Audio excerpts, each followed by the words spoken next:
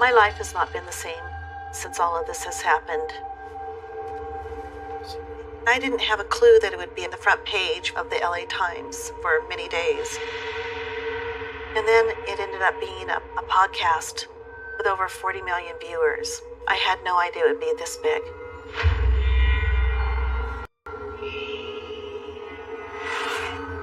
After John died, we went to the crematorium to cremate John's body, and I filmed it so that I could have closure. And I felt like that was the final step to having John gone.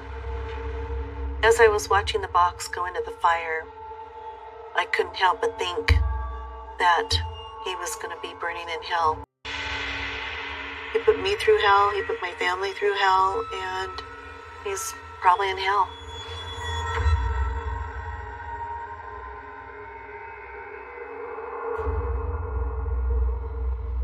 This is Sean in the hospital bed.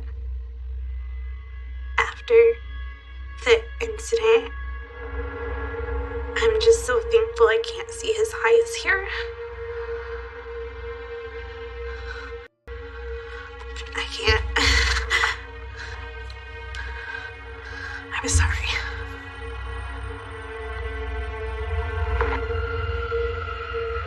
I'm not gonna lie, when I saw that picture, I still feel guilty of killing him. Even though I know what I did was right, but I still took another person's life.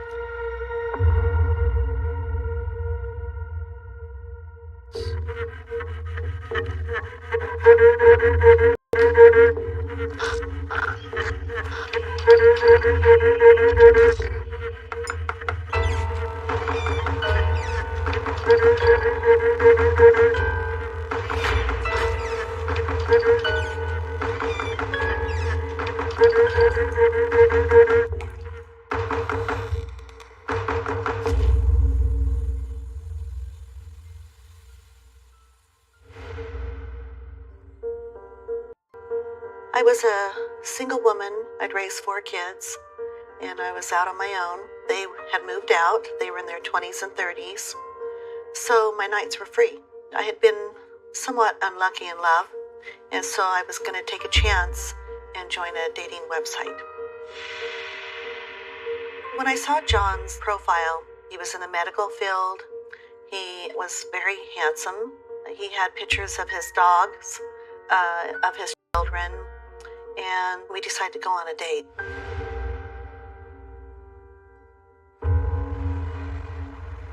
John seemed to be very interested in my life, which I liked. Everything he said was like perfect in my eyes. I did a lot of traveling overseas with Doctors Without Borders. Oh my God, that's incredible. He'd been divorced 16 years, and I'm thinking to myself, wow, that's a long time to be divorced without jumping back in. I made a mistake once. It took me forever to get over it. John made me feel very desired, and so that was why it was so easy to get lured in. I just wanted to be with the right person, and I'm glad I waited. This type of person gets in your head, knows what to say. It was just this gift that he had, a sick gift.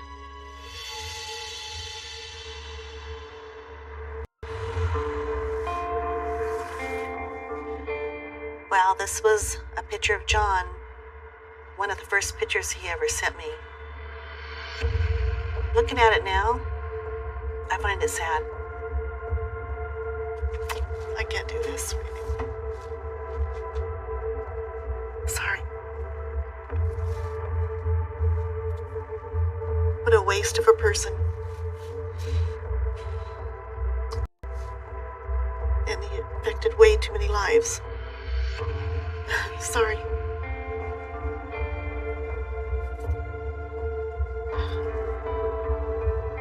It's hard talking about it so much. Because you think you've completely moved on and you're great, and then it brings back all these memories of the hell you went through.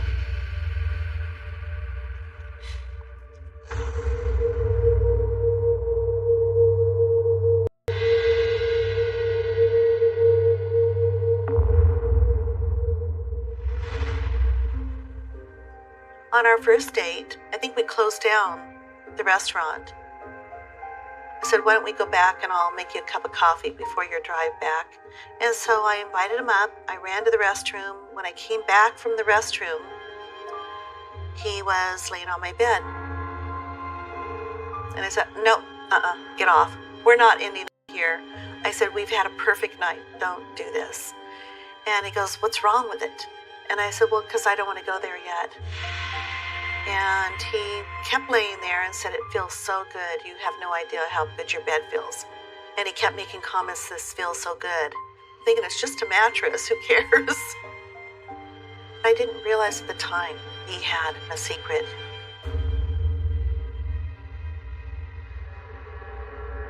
Looking back, he had been in jail right before he met me. The last time was 3 days before I met him. That's why the bed felt so good to him. He had just gotten out of that jail. And in hindsight, if I would have known who this person was, I would have never dated the guy. But I didn't realize that. And finally I said, no, you're not staying, you have to leave. And he left.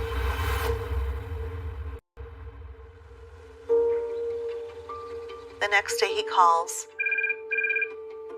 and he apologizes for jumping on the bed. He just didn't want it to end, and he was very attracted to me, and he says that it was completely his fault and that he wanted a second chance.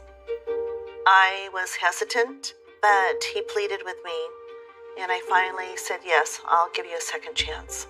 The next few dates, he was a complete gentleman and would just kiss me goodbye and leave.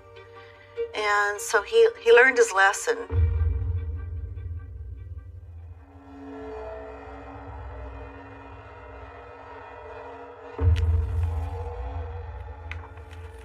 John wore scrubs a lot, and back then I didn't think a lot of it because I thought he was going to work. But there were times when he would show up in scrubs and they were dirty. So this photo is a charity event in the beginning when John and I had just started going out, and he was really late, I remember. So he pulled up late in scrubs, and I'm thinking, okay. And he said he had no time to go home and change at his place because it was too far away from where the hospital was. If you're in surgery and it's running over because there's complications and you don't have time to change and you're trying to get there, I didn't question it. I mean, I looked at it as odd, but at the end of the day, he always had the best excuses. We had our picture taken with his scrubs on. But looking back now, it was a complete act. It's how he lured women in and tried to look like this great, successful man. And they were obviously old. He had been using these scrubs for years to con women or to go into hospitals.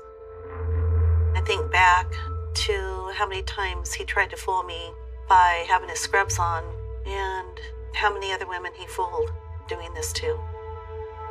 I still get calls every day about it. Just yesterday, I had a call from a woman that he had dated right before me, that she thought the same thing. She actually thought he was a doctor. When I look at these scrubs now on John, I see him as a costume and a way to lure women in.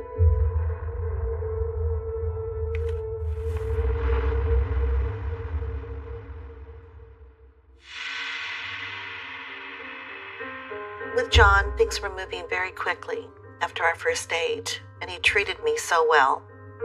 I was loving every minute of it. It felt so great. Hi, sweetheart. Hey, Mom. It was a few days before Thanksgiving, and Tara was coming out to help me with a dinner for Thanksgiving. I was very excited for John to meet Tara, and Tara to meet John. I thought they would get along really well. John, Tara's here. Come and say hello. How are you doing, sweetie? I'm good, Mom. She said that John was very charming. She said that he was a doctor, and she was so happy about that. I am so excited for you to meet him. I know. I can't wait. He sounds perfect. If my mom was so in love with him and thought that this was her guy and her perfect guy, I wanted to get to know him. Hey there. Hi, John. It's so nice to meet you. I wanted John to be nice and comforting and endearing, but instead, when I met him, he was kind of cold and standoffish. Why don't we all take a seat? Usually, if someone has kids and they're dating your mom, then that's what they talk about most of the time because they want you to know like they have kids and they care about them. So, John, I hear you've got daughters of your own. Yeah. But John didn't talk a lot about his family. My mom, however, would talk a lot about his daughters and how he was such a good dad. John is such an incredible father, and his daughters are all so beautiful, aren't they, John? Something was fishy to me about that because she never met them. And if this guy was so close to his kids, why wouldn't you meet them? Do you have any pictures of them? No, not on me. Oh. John and Tara did not hit it off like I had imagined. He was a little bit aloof. I didn't know what was going on, but prior to John, my kids have been very protective, and they always felt I deserved the best. Why don't you bring your things upstairs and get settled in? And so I'm thinking to myself, here we go again. They don't like a guy because I'm falling for him.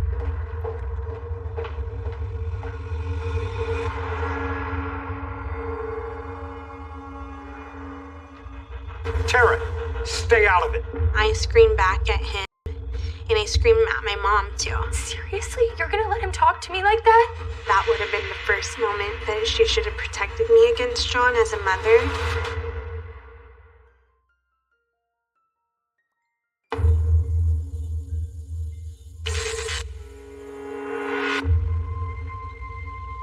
The day before Thanksgiving, I went to Newport to spend Thanksgiving with my mom.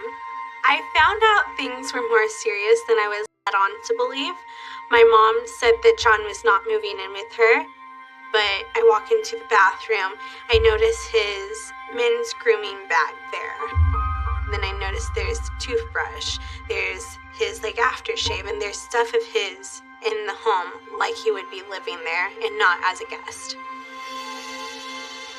As I'm walking through the house and I'm just seeing his stuff everywhere, I'm getting so angry because I'm being told that he's not living there, and I'm being very suspicious of what she said to me.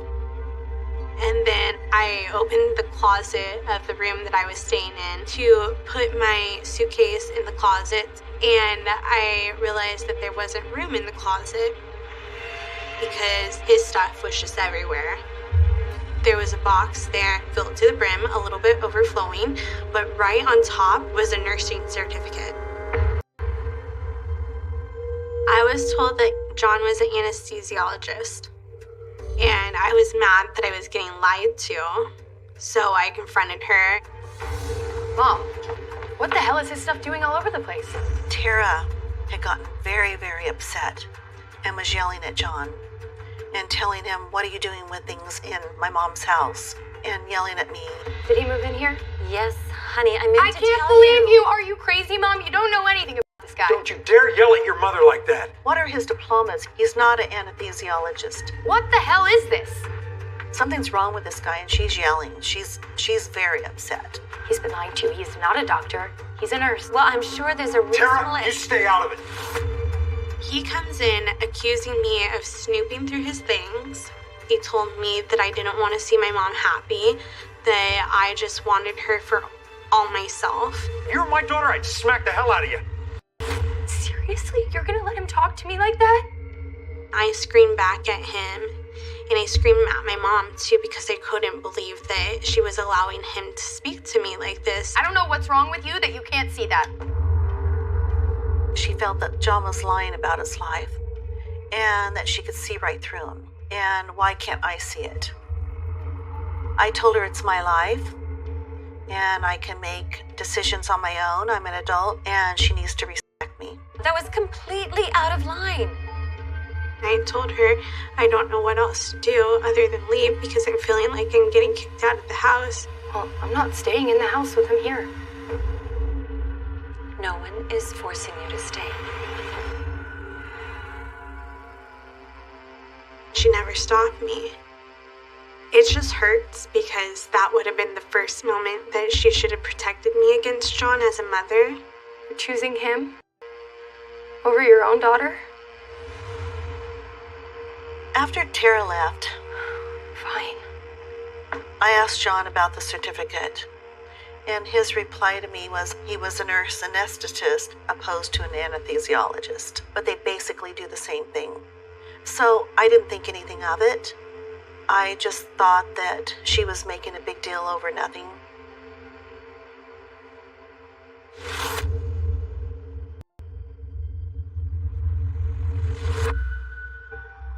After the fight, I went to my sister's, and Jacqueline and I were discussing that something is terribly off with this guy, that this guy is evil. There's something seriously off about him.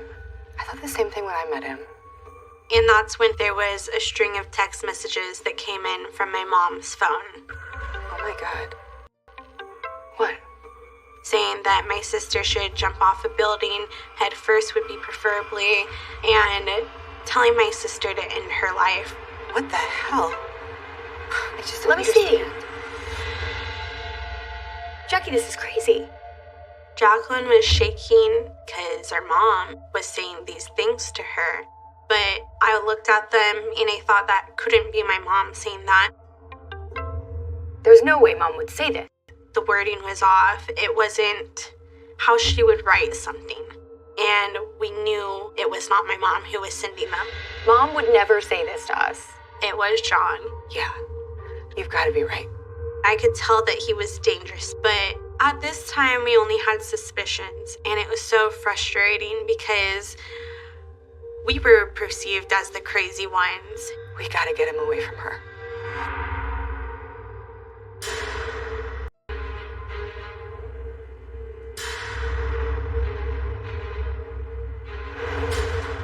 We warned her so many times, and she was unable to see the red flags, and I knew this was going to happen.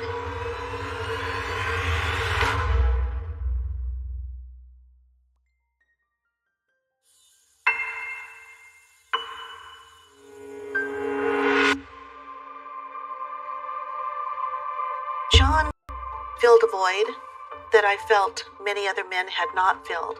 He made me feel like I was the only one. Every word was completely what I wanted to hear. Every action was what I wanted to see.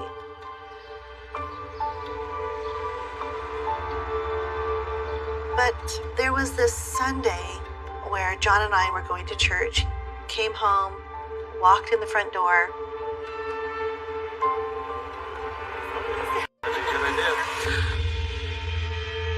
And there's this woman with wet hair, dressed all in white, reading this little Bible, drinking Ovaltine.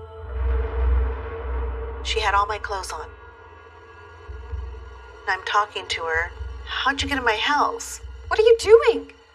And she said, well, it's my house. This is my home. She looks very distraught. I thought she was mentally ill. A homeless woman had wandered her way into her house. And John slammed her down on the kitchen counter. And John looks at me and he said, call the police. Call the police! What?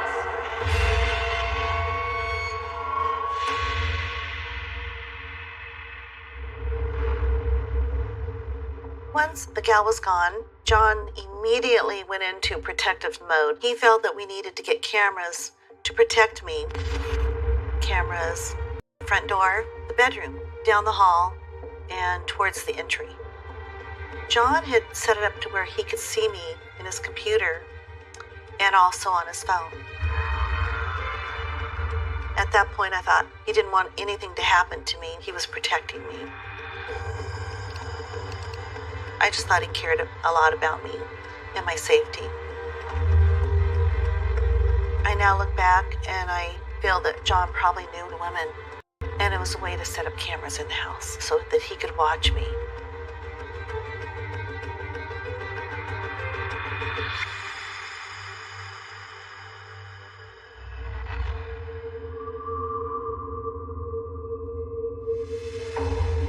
John, please repeat after me. I, John, Hi, John. take Deborah Take Deborah.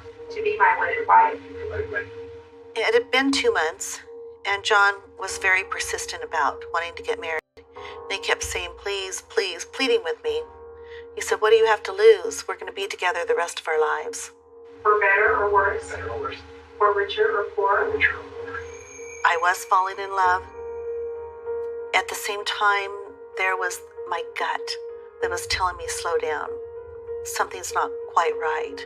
But I was ignoring it because the feelings of falling in love are so much fun. With this ring, I be wed, and you then, with all my love, I give to you. I give to you. We had no idea that my mom had married John until way after the fact. We warned her that this guy was a bad guy, but she still did it anyways. The reason I kept my marriage to John a secret is because I knew it would create a lot of problems with my kids, and I didn't want that. By the power invested in me by the laws of the state of Nevada, I do pronounce you husband and wife. You may kiss your bride. Oh my God. Aww.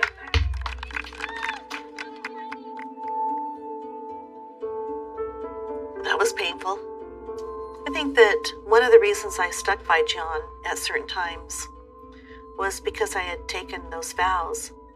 I still felt that that is the right thing to do, to honor your vows. And when I look back now, I realize it was all a game to him. The whole thing was a lie.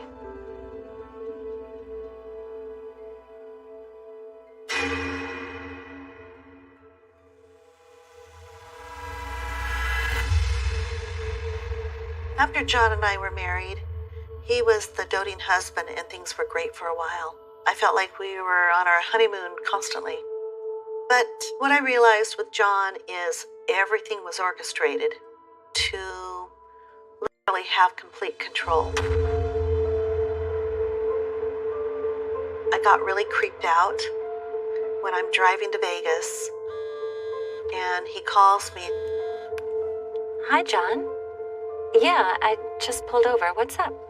And he says, I see that you just passed Barstow. Yeah.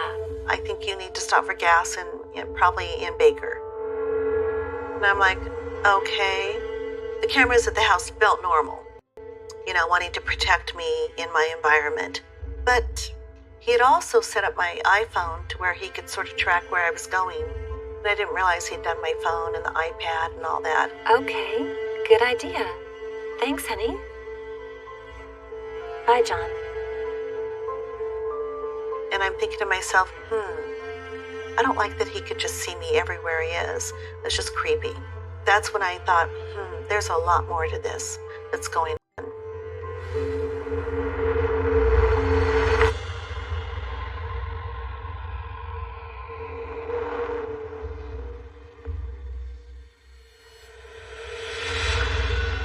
There were some odd things that he was doing. I'm looking at this camera thinking, what's going on?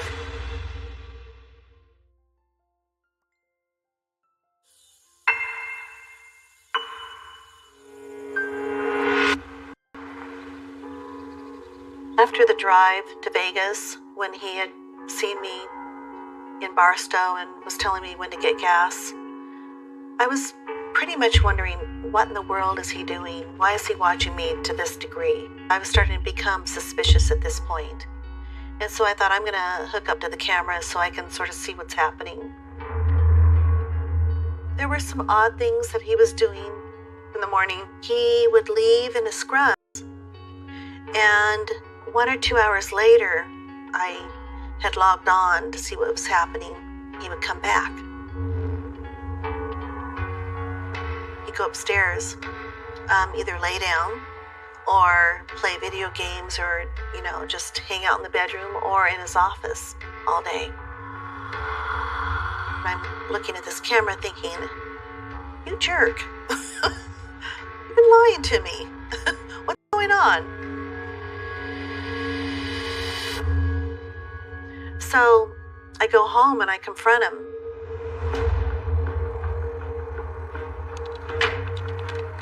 I said, what's going on? You came home. How come?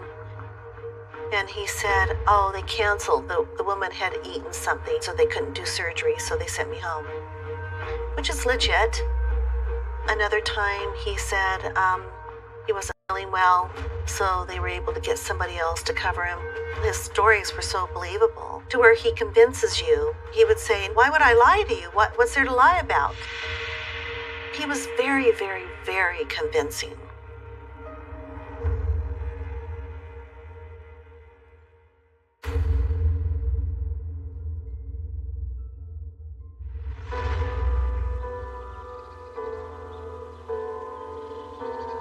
The first time I saw all of his prescription pills, I thought, wow. He had, I'm going to say, 9 different bottles of pills. And some were prescription antibiotics. He had pills for MS, pills for ADHD. He had Ambien, and he had a bunch of pain pills. I thought that was quite odd that someone has so many pills. And so I questioned him. I asked, wow, how come so many? He had told me that he was in Iraq. He worked for Doctor Without Borders.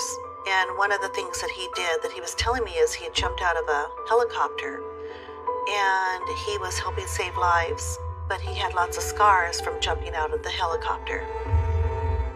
I never saw him completely out of it except one time. This time was a few months into the relationship, and I thought I would surprise him by coming home in the middle of the day.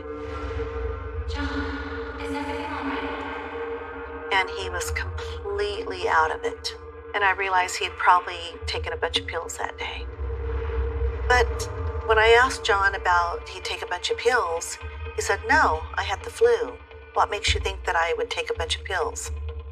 John would always turn around if I questioned something. Why would I lie to you over this? I love you, you know? So he had a way of turning everything around to where you walk away going, okay, wow. Well, I'm sorry. You know, I guess I shouldn't have read into it. It made me feel badly that I was questioning him.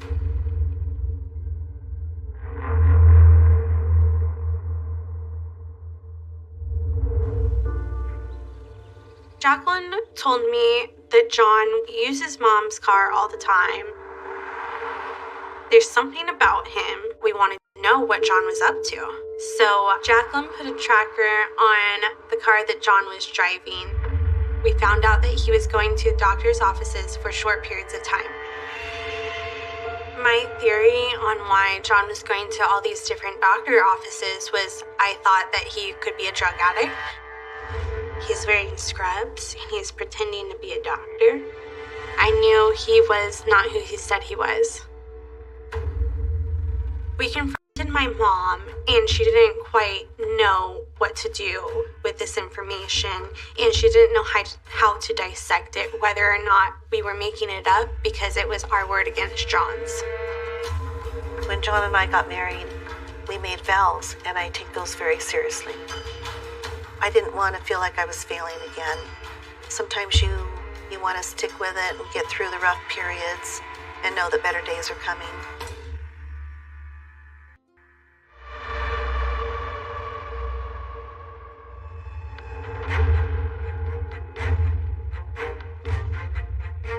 I was his next victim. He's out of control, and there's nothing you can do about it.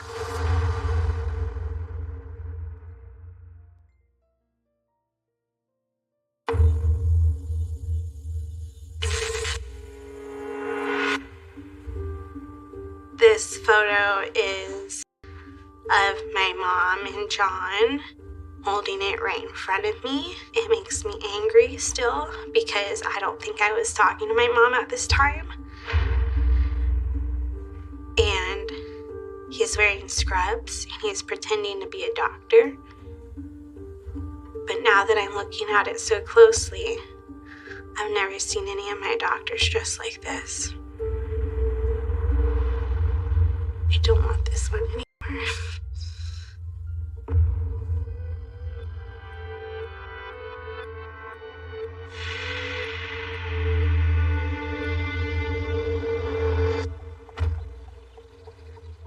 One day, Jacqueline came home and found John was sitting there waiting for her to get home. The following morning, I got text messages from her saying that she saw John and to look out for a certain car. This was the first time that we had evidence that John was stalking us. I later found out that he was stalking us quite frequently. Jacqueline was very frantic after she saw John, and she had warned me to carry pepper spray, keep my pocket knife on me that she knew I had, and to just be aware. He was stalking us, so we needed to prepare for anything that was going to come.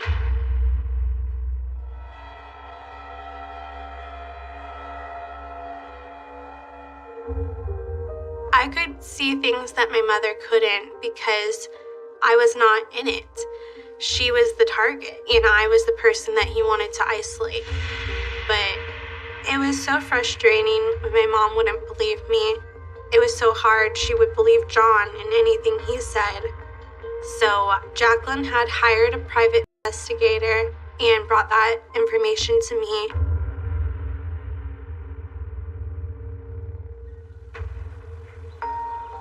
He seemed sketchy from the start, but this is insane.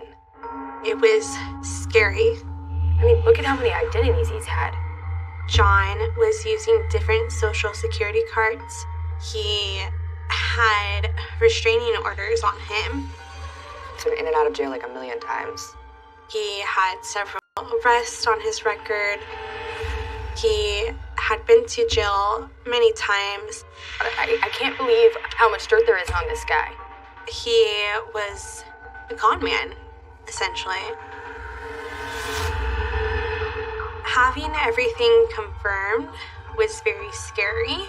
I didn't want to be right, but everything was confirmed. And so this is game on time.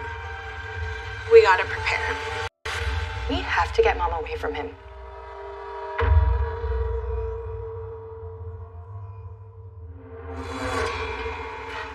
There was this one day, I go out to get the mail, and there was this letter, and it was addressed to John.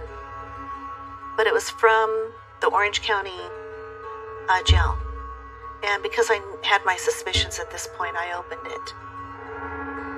It basically said, it sounds like you're doing great. Sounds like you found the one finally, and that life's really turned around for you.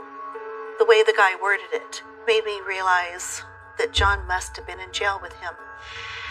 And as I'm reading it, right at that moment, John grabs the letter out of my hand. The hell do you think you're doing? I said, "What are you reading?" And I think he had been watching me on the camera. I think he knew he was caught. Is that a letter from prison? John, do you know that man? What are you doing snooping around in my mail? And he says to me, "It's one of the guys that I send care packages to." Well, I just don't understand why an inmate would be writing to you. He said, "I'm sending gift packets to men in jail." And he said, "You know, a lot of people are in there for the wrong reasons, and I just care about people, and I think this makes the difference in their day." What are you talking about? Who is he? I asked him, "Were you in jail?" And he looked at me and he said, "I haven't spent one day in jail. What are you talking about?" Just because we're married doesn't mean I have to answer to you, and it definitely doesn't mean you can go around opening my mail. And he said, "You're committing a felony." And I said, "What are you talking about?" I can have you arrested for this. He wouldn't answer my question. And obviously at that point, I now know that this is not the man that I thought I married. Stay out of my business, Deborah. I'm realizing that he's been lying to me, but I didn't know the extent of who John was. It was definitely a turning point, and I needed to figure out what I was going to do.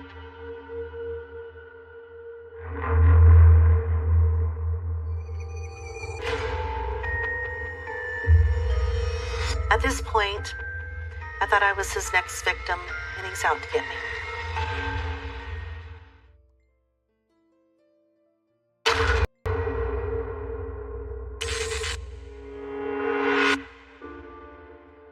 There were times, a few months after the marriage, that some things started happening that I noticed.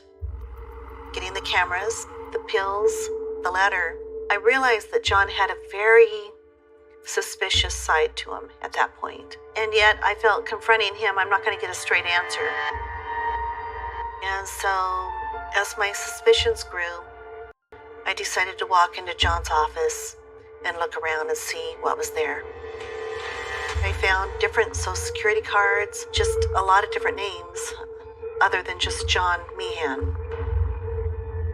And in this trash can, there were 329 pages of a lawsuit. I started reading through them and realized John was not who he portrayed whatsoever. What I read was shocking. Extortion, stalking, him having a gun, restraining orders, drug abuse. There was one paper in particular that really caught my eye and really scared me. And it was showing evidence of a prior conviction of John being arrested and what they found in his place. He had cyanide, he had guns, he had knives, he had zip ties, and I thought, cyanide. This is crazy. What's he doing? What's he up to? The other thing that really scared me was I read document after document of women that he had strangled, victims out there that he was still harassing, women that changed their names because they're still in fear of him. And he had been in jail 3 days before I met him. He was so not the person that I thought he was. At this point, I thought I was his next victim, and he's out to get me. I knew I had to do something to get out safely. I hired a private investigator to help me figure John out and also how to get away very safely. I saw my kids in private and would pretend like I'm at work that day. I, little by little, tried to understand the mind of a sociopath predator. But John had the capability of killing me. So that's why I took preparation for months. You have to do it very carefully and very slowly. You can't do it overnight or they're going to figure it out. With John, I acted like nothing was wrong. I never reacted. I had to play his game and get to a point of being safe myself.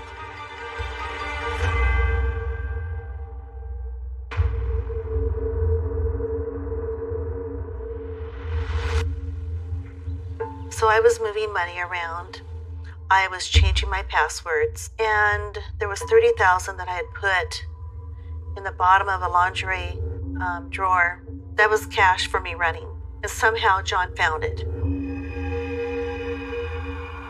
One day I came home, and John was standing there, and he had the cash in his hand, and he showed it to me.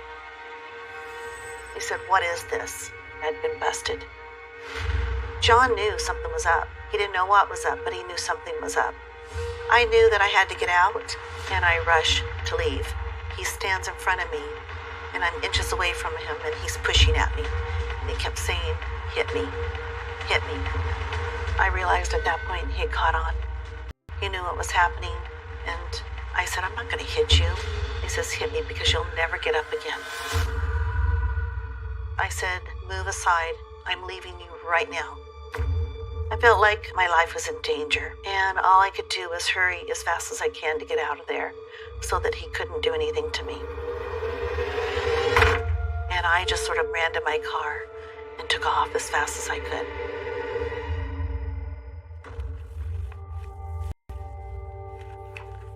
This picture I didn't see until way after the fact.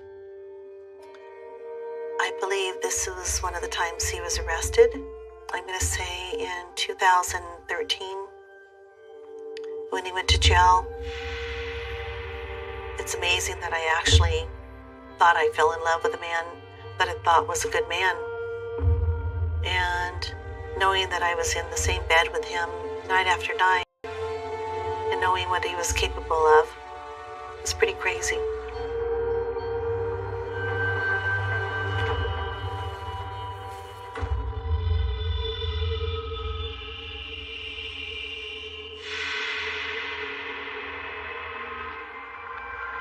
He was going to bury me in the backyard. He couldn't wait to strangle me. I will kill you and take everything you've ever had.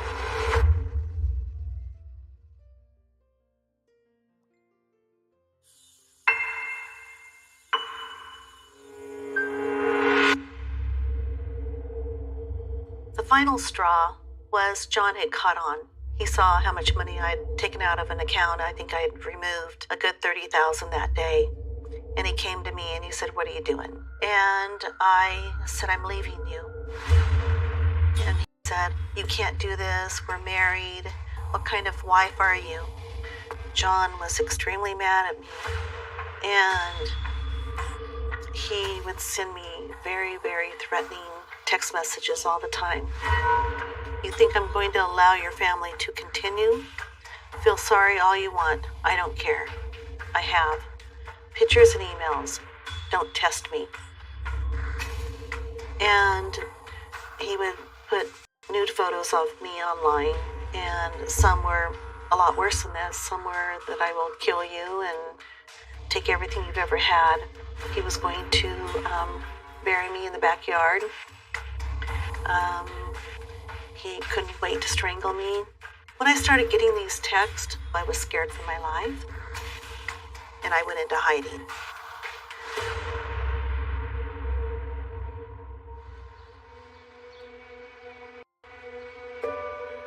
I actually went to a store and bought dark wigs, changed my clothes. I ended up staying in hotels.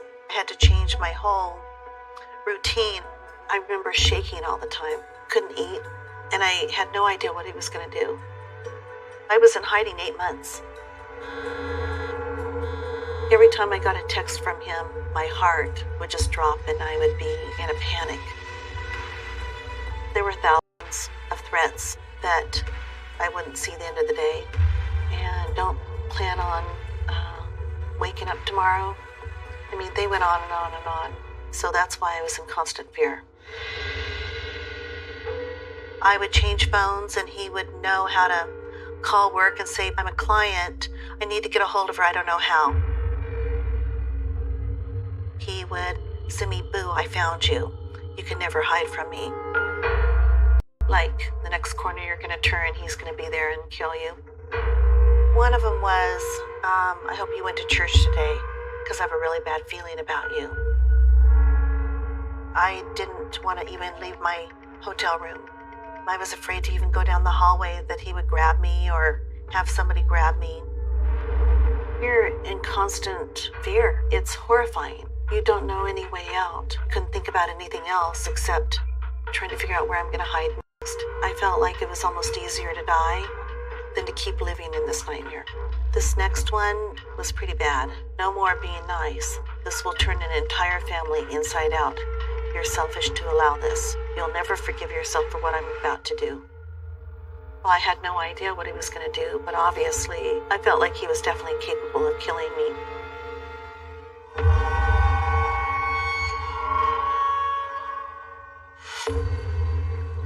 At the time, I was working as a dog groomer. One day at work, I get a phone call. It's very chaotic in the back because the dogs are barking because they want to get fed. And I take this call, and it's this French guy. The man said he had seen me before, and he wanted to bring his dogs in for grooming. I thought it was weird when a man called me with a French accent, but I was so preoccupied in trying to get these dogs fed and getting barked at for a meal, you would just want to get the person off the phone as soon as possible. So I give him my schedule as quickly as possible, and we book an appointment for the next day during my lunchtime where the dogs could come in and get groomed. I didn't realize it was John. He was trying to get my schedule.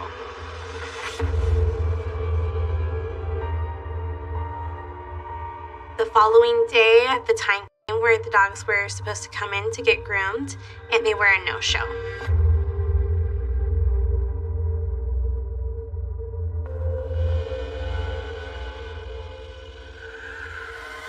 Newport Beach 911.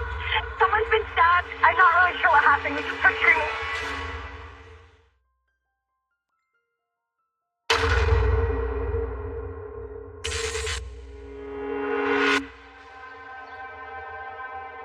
went to work on August 20th. I got the okay from my boss to get off a little bit early, and I went home. I noticed that there was a guy fiddling with a tire iron.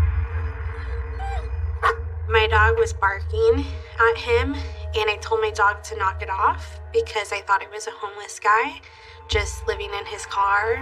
I proceeded to get my dog out of the back seat. Then this guy grabbed me. I looked up at him and he said, "Do you remember me?" I did remember him. It was John.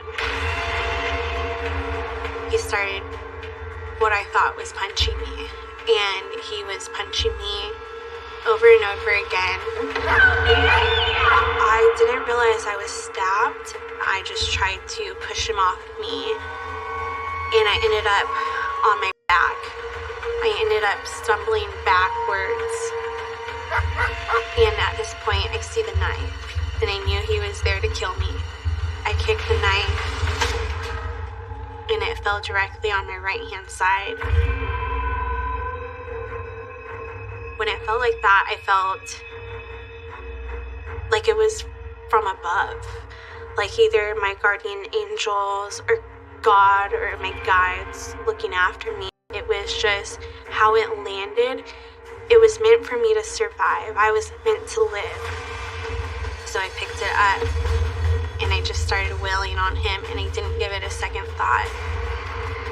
I thought that I was stabbing him in the chest. I later found out I stabbed him in the back.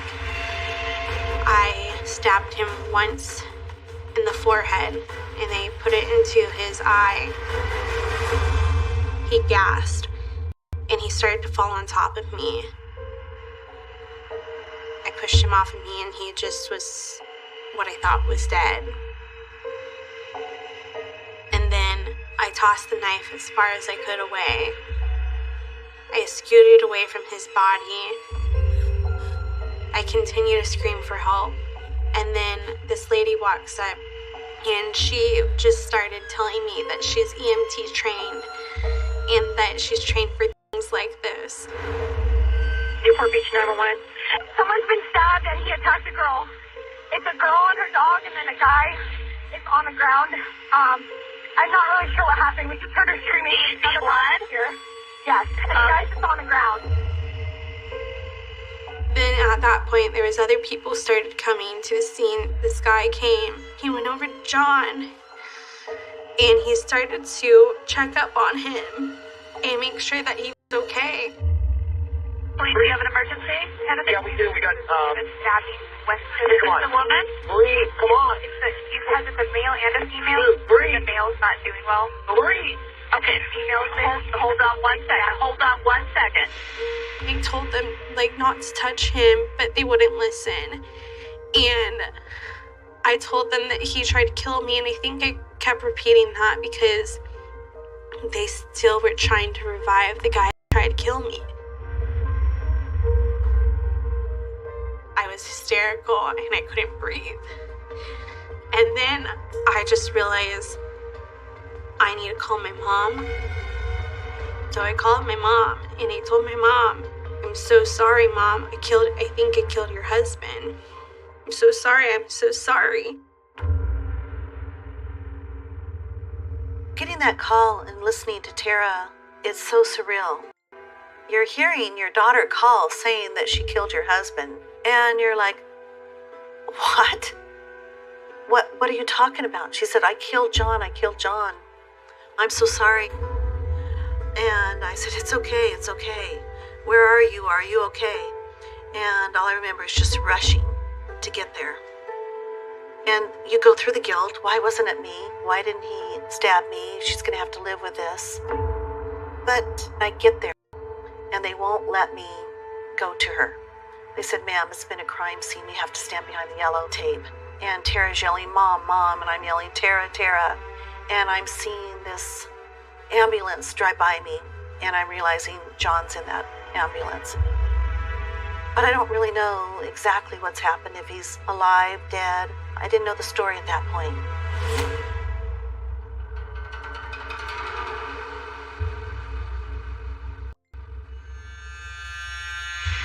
freaked out at that point because in the movies, the guy always gets up, and that's when the girl dies. Please. Mom!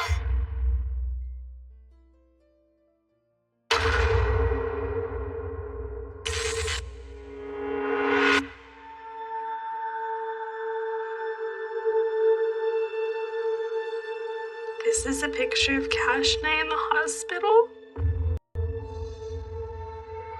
I hate this photo so much because I remember the moment they were taking it, and I literally don't know what to do. Usually when someone takes a photo of you, you smile, you're happy. And in this moment, I felt like maybe I should smile. And I remember holding my arm and thinking, what's wrong with these people? They're literally taking a photo of blood gushing out of my arm and not putting stitches in it or anything yet. And they have to take this photo for evidence. This photo ends up everywhere. And I just wish it would disappear.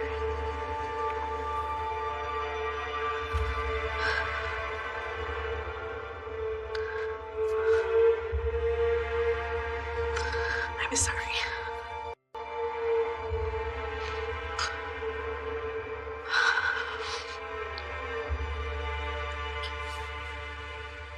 This is another hard one.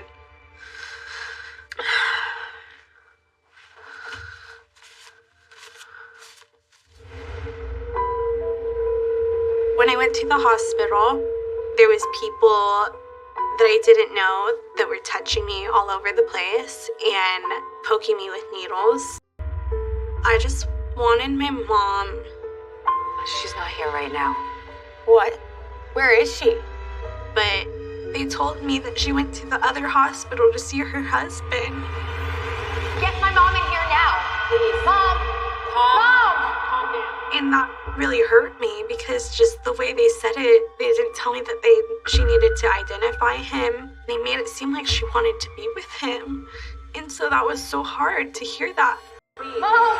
Please. Mom! And I just wanted her to protect me.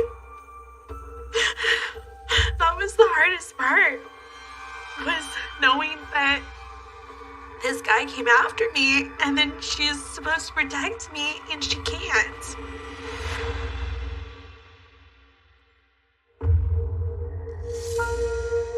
They won't let me go to her. They said you need to identify the body at the other hospital because he's right now John Doe.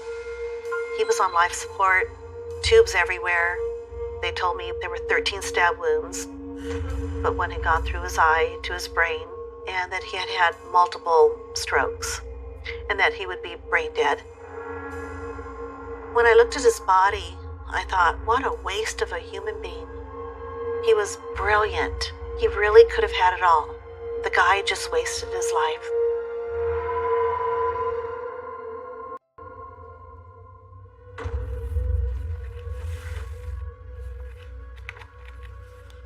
This photo here is when John was in the hospital. I remember looking at where the stab wounds were and looking into his eye, where the stab wound went straight into his eye. And all I could think of is, why? Why would he do something like this? How evil he was.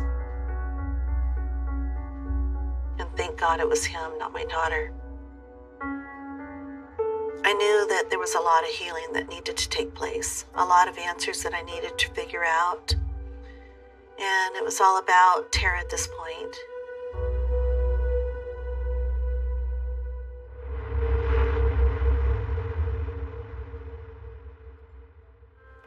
Oh my God. Tara. It's okay, Mom. I'm all right.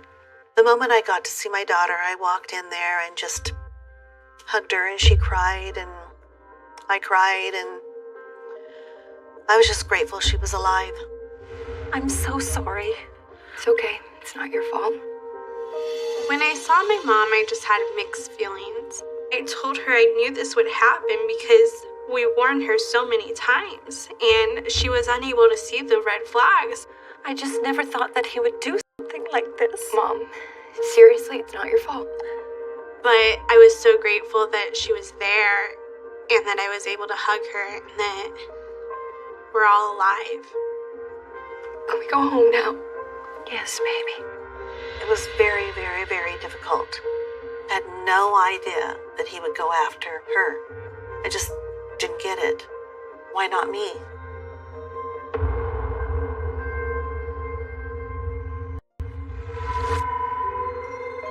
I decided I don't believe anyone should die alone. So when they pulled the plug, I mumbled a few words to John. It's okay to go. I forgive you. After John died, we went to the crematorium to cremate John's body. As I was watching the box go into the fire, I couldn't help but think that he was going to be burning in hell. And I filmed it so that I could have closure.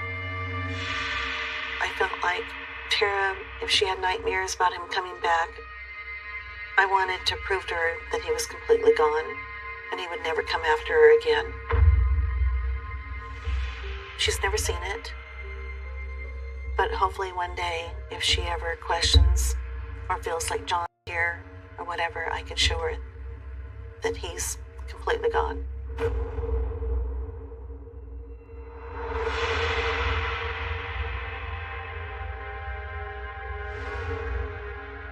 I thought because everybody else wanted me to be okay that I should be okay. But I wasn't. And I had a lot of PTSD to deal with. And I did blame my mom for what happened to me after everything because she did bring this guy into our life. I just wanted my mom to notice that there was red flags. And to know that this guy was evil. She may not have done it on purpose, but I wanted her to learn why it happened to us. I felt guilt right away. A lot of guilt because I didn't protect her. Why didn't you see the signs earlier? I just felt so responsible. But I have to keep reminding myself that John was the evil one and I was the one just looking for love. I've told my mom that I have forgiven her. And, things may not be perfect, but we're working on it every day. But I still need to work on feeling safe. I still have some triggers from my PTSD, and I occasionally have bad dreams because of what I went through. But it was a blessing in disguise. I found a life purpose now to talk and share my story and help other women and men that have been through similar experiences. I've gotten more positive responses than anything, and people that told me that they've actually left their abuser or that they were able to fight back with the attacker. So it's really important to me to continue, and that's why I do it. Look out for red flags in relationships because they are there and a lot of people brush them to the side, and it's time to take it serious because you can see what happened to me and it could happen to you. John Meehan is an evil man that preyed on innocent victims and got a thrill from it. I will never understand everything. I'll never understand John's brain, why he did what he did, and that's something I just have to accept. There's evil out there, and I just happened to be the victim of this evil man, and I survived, but a lot don't.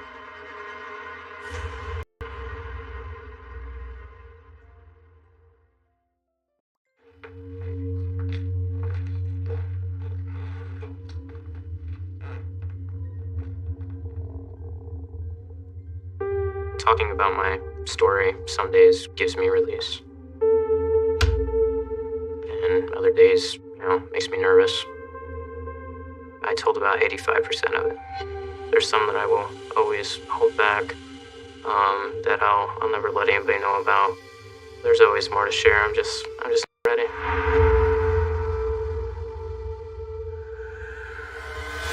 No, I don't want to be known as the kid that killed his father. And yeah, here I am. It's a hard pill to swallow. I know none of you guys here are judging me, but you just have to realize that is a huge, huge fear of mine. I don't want people, especially her, to know that, I'm hurting the way I am. I'd like everyone to think I'm fine, because, if they think I'm fine, maybe I'll think I'm fine.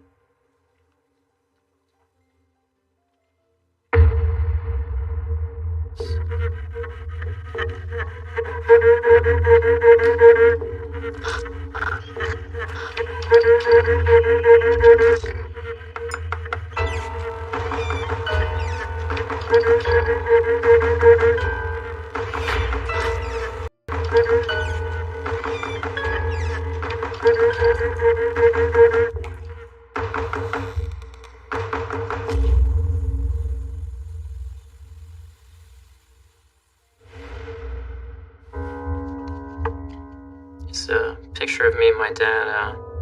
It looks like Christmas. My mom was kind of not in the picture. My grandparents and my father raised me. I remember my dad being hardworking. He was my protector. The first time I met Judith, I'm 4 years old. My dad said we were going to meet his new girlfriend. I remember her being really nice, really sweet, and I called her the lady with the yellow hair. She seemed funny, and I liked her. This would have been shortly after Judith came into my life. I look like a happy kid.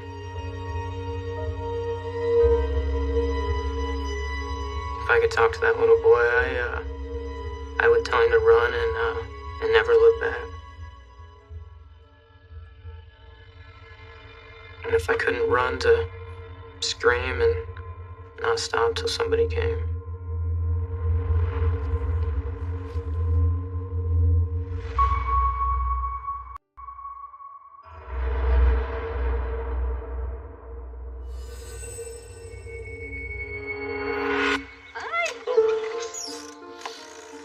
My dad actually worked nights at the time, and she had volunteered to watch me instead of me going to the babysitters.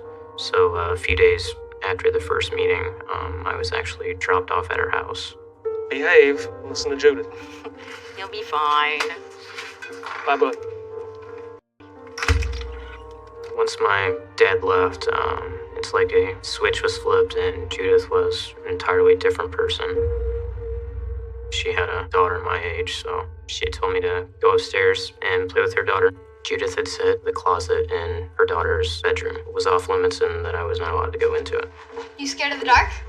Oh? We began playing, and Judith's daughter simply said, hey, get in the closet. See how long you can last. And as soon as I do, she yells for her mom, who comes upstairs. Mom! He's in my closet! And Judith is very unhappy with me. Go downstairs, now! Right here. I thought I told you not to go in there. She told me to! Don't you blame her. She grabbed me by the arm and then proceeded to spank me. A spanking from Judith usually involved a belt or anything she could get her hands on. No! Please! I was scared, really confused, and it hurt a lot. No! Stop! Please!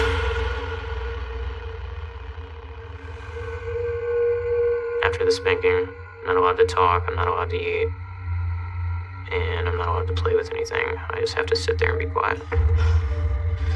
See what happens when you don't obey me? Before my dad got home, Judith pulled me from the corner and told me I wasn't to tell him anything and that I had fun so I could come back the next day. Hey, hi! Hey, bud. Go. Did you have a good day? I wanted to tell my dad what she had done to me, but I guess something in me wanted to please her. I'm not really sure why. It's still not something I can explain or put my finger on, but for whatever reason, I just felt I needed to do whatever she said. So I followed her instructions, and when my dad got there, I told her it was fun and I was happy. Yeah, it was fun. That's good. My dad, shortly thereafter, moved in with Judith. After that day, there wasn't any more private settings between me and my father. That was just the first step of control and manipulation.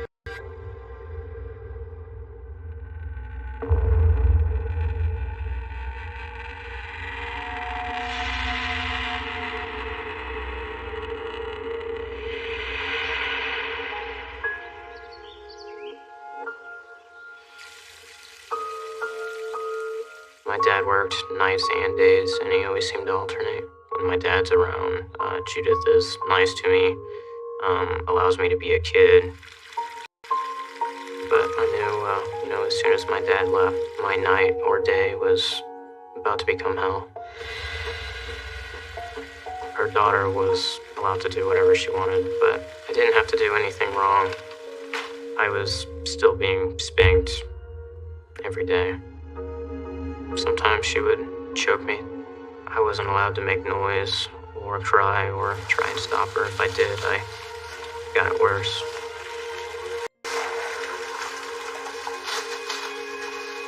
Corey. Come here.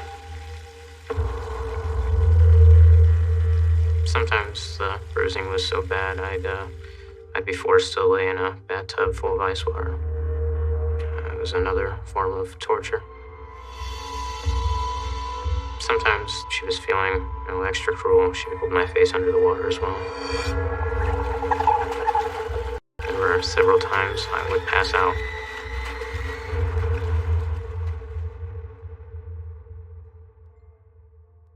I can't imagine being held underwater. I might need a minute. Sorry.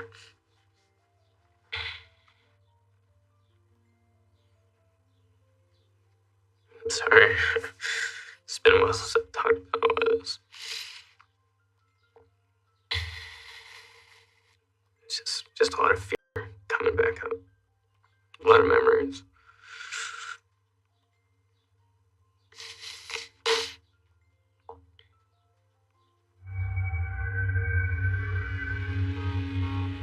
She would revive me by beating me.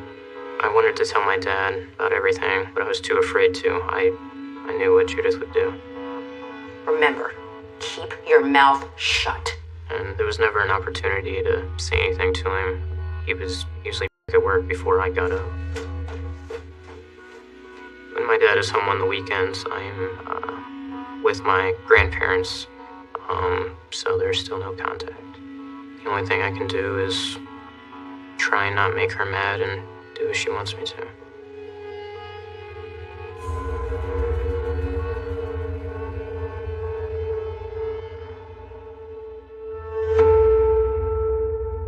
Not long after moving in with Judith, she began telling everyone that she wanted to adopt me. She recorded me on several occasions, to convince my dad that, I liked her and she was this great person. Want a good mommy or a bad mommy? Good mommy. Are you happy here? Yeah. I'm still seeing my grandparents. I usually go every weekend to go visit them. I let them know that I wanted to live with them and not with my dad and Judith. But when Judith caught wind of it, one day when I was getting ready to go to my grandparents, Judith pulled me aside and said, "When you come back, you're gonna tell your dad that your grandpa hit you with a belt." She wanted to sever the tie between me and my grandparents. I knew if I didn't do what she said, I'd be beat and starved. She was there with my dad, and I remember her staring at me with a very stern look, and I could feel the fear inside of me, and I knew what she wanted. What's wrong, honey? You look upset. I don't want to go back to Grandpa's. Why? What happened? And so I told my dad that my grandpa was hitting me with a belt. Grandpa hit me. I loved my grandfather very much, and it was very hard to lie and tell my dad what he wasn't doing. Come here.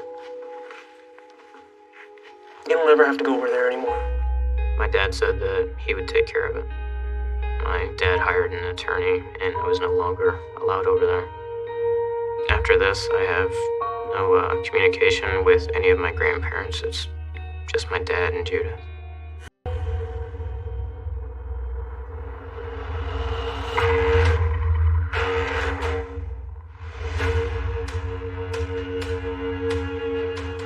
I should have known that she was lying.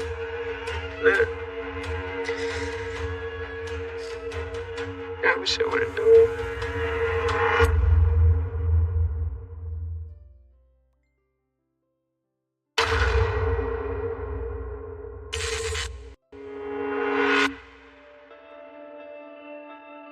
I loved going to school. It was kind of my escape from everything.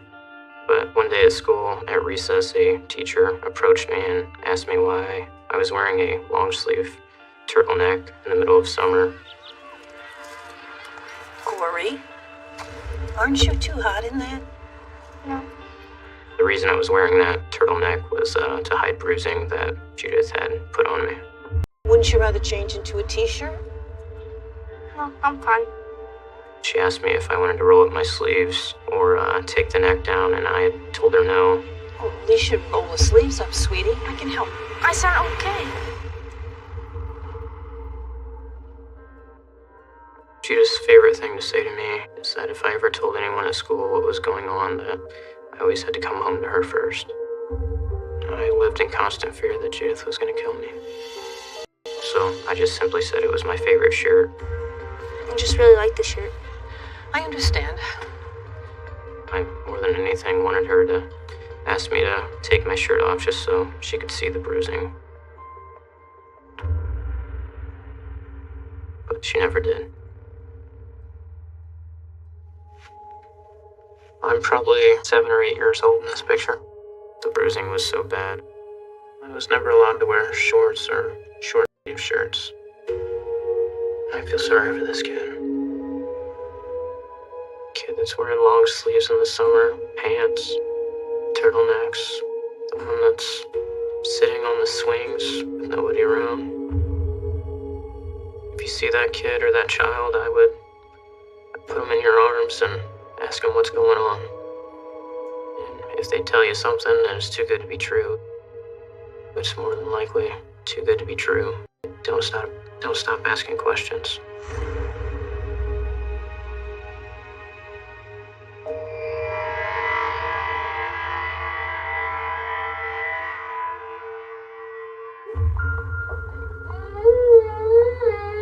Eventually, Judith forced me to start disobeying and being mean to my father to make my dad mad at me. Judith would simply say, "It's time," and that's when I would have to start acting out. I was to run around the house, breaking toys, breaking things, yell, scream, and just all around not listening to it. Corey, slow down. My dad would get extremely upset with me, That's enough. but it was always easier to do as Judith asked. I knew I had to do whatever Judith said just to survive. Damn it, Corey! Look what you did! If I did as Judith said, there would be a brief period where she was nice to me and not spanking me. All the time I wanted to be able to say something to my father, but I was never alone with him. Get upstairs. Go to bed. Now! I don't know why he's like this. He's been like this all day. I always felt so small and out of place.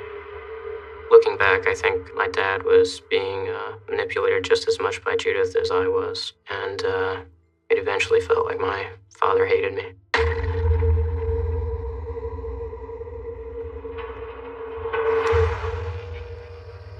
One night, Judith woke me up in the middle of the night and handed me a coffee cup and told me to go fill it with water and to throw it on my dad, who was sleeping.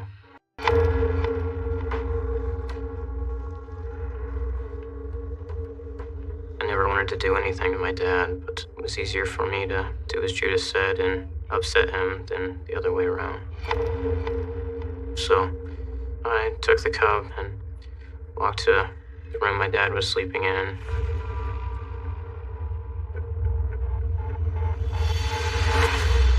I threw the water on him. What are you doing, Corey? I remember my dad saying he was gonna beat me and Judith saying, no, you're not. Robert, calm down. Did you see what he did? Yes, I saw. Judith stepped out and told him to stop and protected me. Take your pillow and go downstairs to sleep there tonight. I will handle him. My dad just kind of looked at me, and I remember him saying, he wished I was never born. You are such a pain in the neck, you know that? I wish I never had you.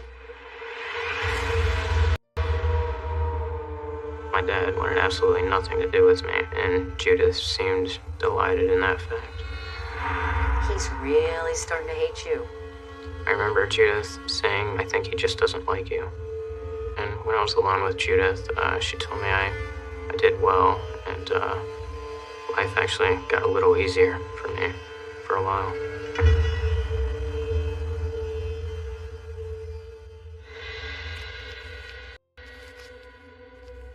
This would be my dad and me. This was before Judith came into our lives. Every weekend we would be out fishing. My dad always had the biggest smile on his face. That's something I can always remember. I can see how much my dad loved me. If I could say anything to him, I'd tell him how much I love him and how sorry I am. I know he'd tell me that he loved me too, and that none of this would have been my fault. I just wish I could go back to that time and place and fix it or change it and prevent all of this from happening.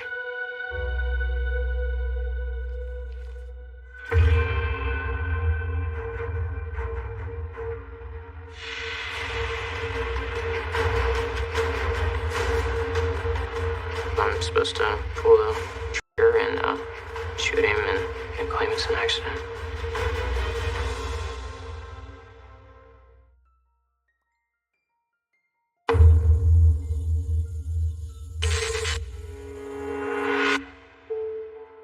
One day, I'm 10 years old. Judith pulled me aside, and told me she had some news for me. Corey, come on. Come over, sit down. And proceeded to tell me that my dad was dying of brain cancer. What? She had said it was terminal and that it was inoperable. He's only got a couple months left. I was kind of devastated. My dad had seemed fine. I don't think he was sick or anything. I had wondered why he wasn't telling me, but Judith had said my dad didn't want me to know that he had cancer. But she has a plan that they've come up with to make sure that the family is okay.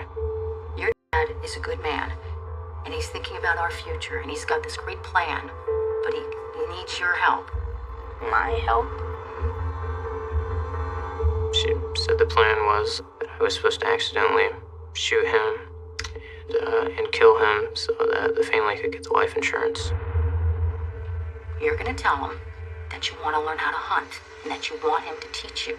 She says I'm supposed to pull the trigger and shoot him and claim it's an accident. This is what he wants. Why? She said he wanted it to happen so that the family had plenty of money to survive on. But I'm not supposed to know it's his plan. You're not to mention this to him at all, because it would break his heart if he knew. So you are going to pretend you know nothing. I remember being some of the most confused I've ever been. I don't want to hurt my father in any way. You understand? And at the same time, I've Judith telling me what I need to do, and it's, at 10 years old, it's all perplexing. I just knew that if Judith told me to do something, I needed to do it.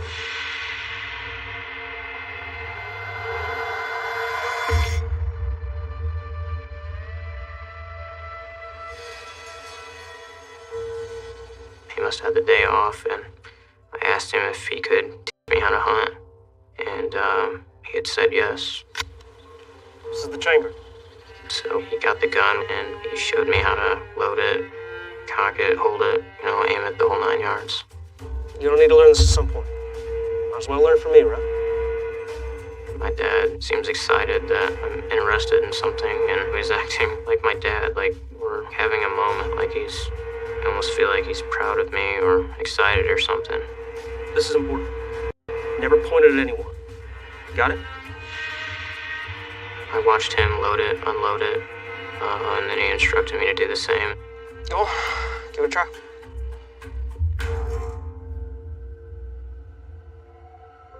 In my head, it seems like he's proud that I'm going along with the plan. But I never wanted to hurt my dad. So, no matter if it was his plan or her plan, I just couldn't do it. Nervous, huh? I think about it every day. Come on, stand back. It was the last time I had a good time with my dad.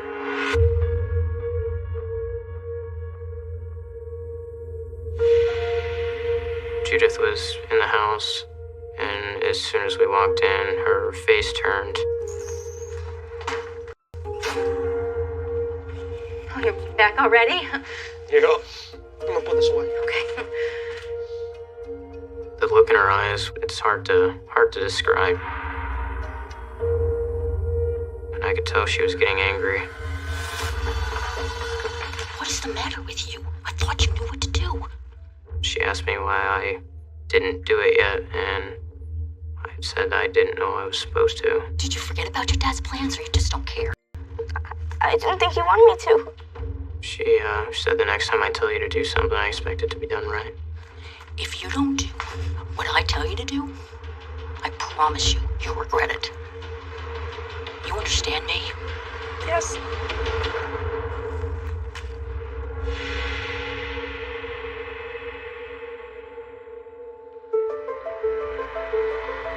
I was getting home from school and I got off the bus. Judith was there. I just remember thinking to myself, why is she down here? It's kind of weird. Hi, honey. How was school today? Fine. She had sent her daughter ahead and walked with me. She put her hand around my neck and said today was the day. Stop putting it off. It's time. She said that the gun was in the laundry room and I was supposed to go get it. He's home sleeping right now, taking a nap. I was supposed to take that into my dad's room and shoot him. And call the police and tell them that the gun went off when I was handing it to him. She actually left to go to her mother's house so she wouldn't be home. I go in the house and I see the gun in the laundry room. I grab it.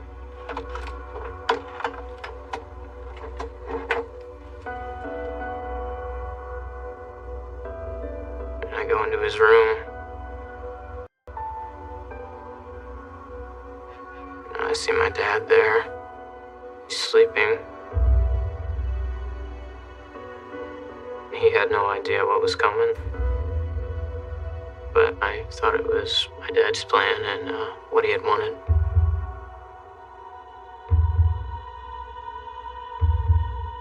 I raised the gun and I pulled the trigger.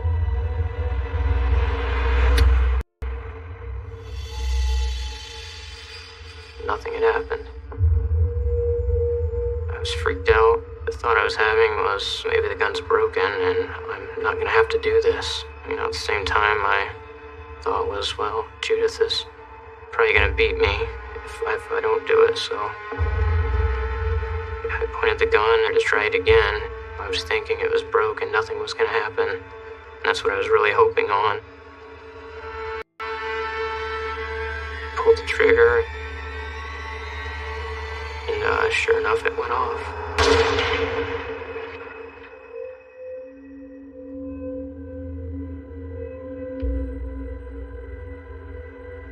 I was just standing there and I heard him take one last, deep breath or a gasp or something. And there was was nothing. I just wish I would have known then what I know now. I wish I could have been strong enough. I wish I could have told. Wish I could have told anybody. I wish I could have told Judith no. I wish at the least, maybe I would have turned the gun on myself rather than have to done any of that and lived with it. I don't like to cry.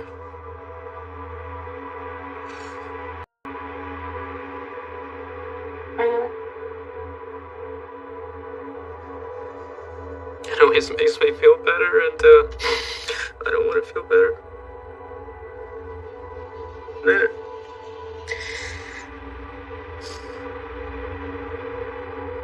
I wish I would have known.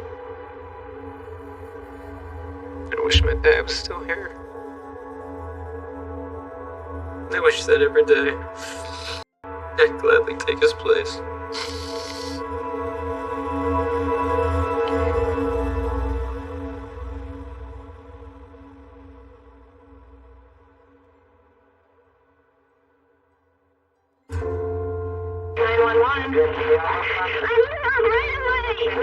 What happened, honey? Calm down. Who got shot? Your dad got shot? Okay. Where did you get shot at?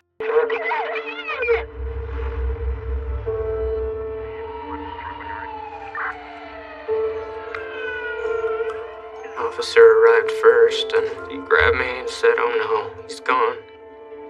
And then took me outside, and the detective wanted to talk with me. Accidents happen, son, you understand? You can't beat yourself up about it. It's gonna be okay. By then, Judith had just gotten there. Let me go! My husband is in there! I need to see him, please! Please let me in! And she was behaving as if she'd just lost her husband. I mean, she was acting hysterical. Corey, what happened to your dad? When the detectives were around, she was trying to comfort me. But after that, she just totally different person. I remember saying, I better not mess this up and stick to what she told me to say. And I was crying, and she told me to quit crying. I knew then that she didn't care. I had taken my father's life, and it was something I was gonna have to live with, and I felt that.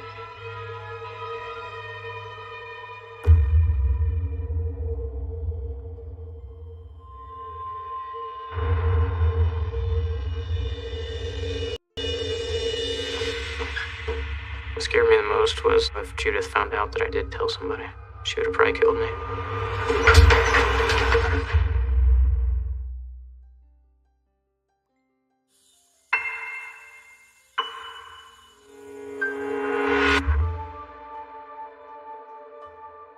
The day after my dad passed, she was on the phone with the insurance company trying to get a check. She collected upwards of $500,000 from my father's life insurance. And then she went shopping, new furniture, new cars. It seemed as long as she had money to spend and was out shopping that she was being nice to me. The beatings slowed down. They're still there, but not as often. Life, unfortunately, got a lot better for me.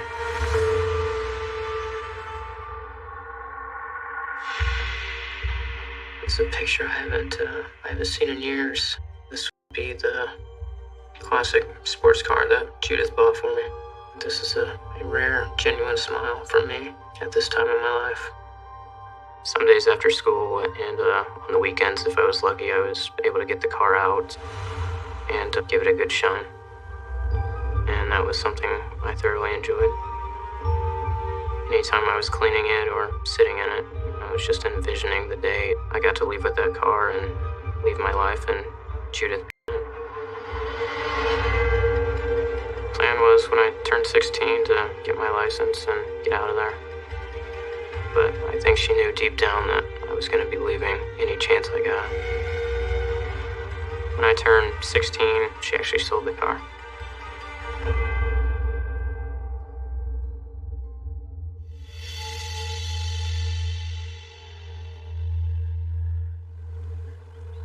As I got older, I began to rebel, and the more she said, the less I listened, and I didn't want to do anything she said. As the money begins to run out, Judith begins to start disciplining me at a more frequent rate. Corey, hurry up! One morning I was getting ready for school. I guess she thought I was taking too long. Are you deaf? Did you not just hear me calling you downstairs? I wasn't done yet. You weren't done yet? You weren't done? You weren't done yet? She grabbed me and started beating me, asking me what was wrong with me, and why I wasn't listening. The next time that I call you, you answer me. I was just tired of everything. I was tired of her. This is my house. I make the rules. You got it? It was just kind of the last straw. Get downstairs. I knew right then and there that I wasn't coming back home.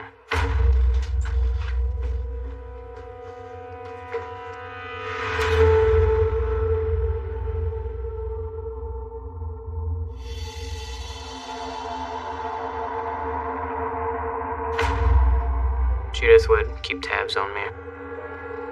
She always seemed to know what I was doing and where I was at. One day, me and my friend were outside playing catch, and Judith drove by. Corey! Hold on a second. Come here. Want to talk to you. I thought she was there to grab me or take me away. When are you coming home? I'm never going back there again.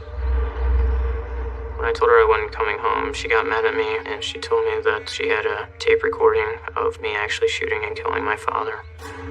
Get in the car. She said she had a hidden camera in the room, which was able to show that my dad was sleeping the entire time. She recorded me on several occasions, so I just assumed she was telling the truth. She said if she showed the police that I'd spend the rest of my life in jail. Just remember, if you ever tell anybody about what happened, I'm going right to the police with that videotape. And then we'll see where you wind up.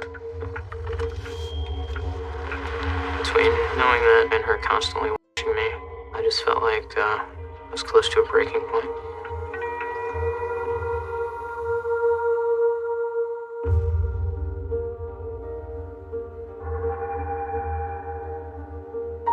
I realized Judith was just manipulating me into whatever she wanted me to do. And I started to question whether my dad actually had cancer or not. I began having nightmares about my father about every night. I contemplated suicide a lot. I tried to commit about 27 times, from pills to jumping in front of a train. It was the guilt.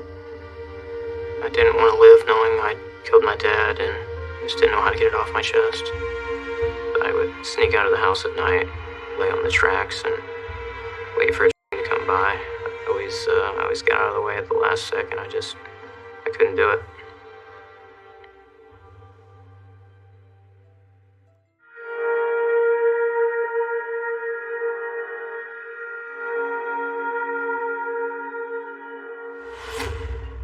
I walk into the principal's office, and I see the same detective that showed up when my dad had passed away, and I knew instantly what it was about. But I need you to tell me exactly what happened.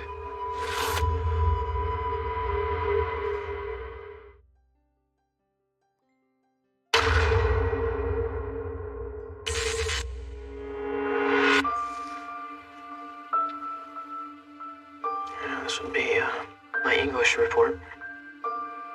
As a senior, we were giving a writing assignment to write about something that nobody else knew about. Our English teacher was very specific and said it was for her eyes only, and she wouldn't be telling anybody else. I decided to write about what actually happened to my dad.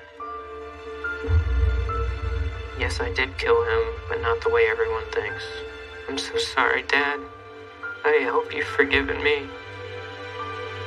I don't know if this is 1,500 words. I'm not going to count them. I trust you, and I think you'll do the best thing with this. Please forgive me. I'm really not a bad person. It was all Judith. I'm glad I wrote the essay. I don't know if I could have ever told somebody face to face. It's the first time I ever admitted to anybody or told anybody. A few days after I wrote this is when the detectives met me at school.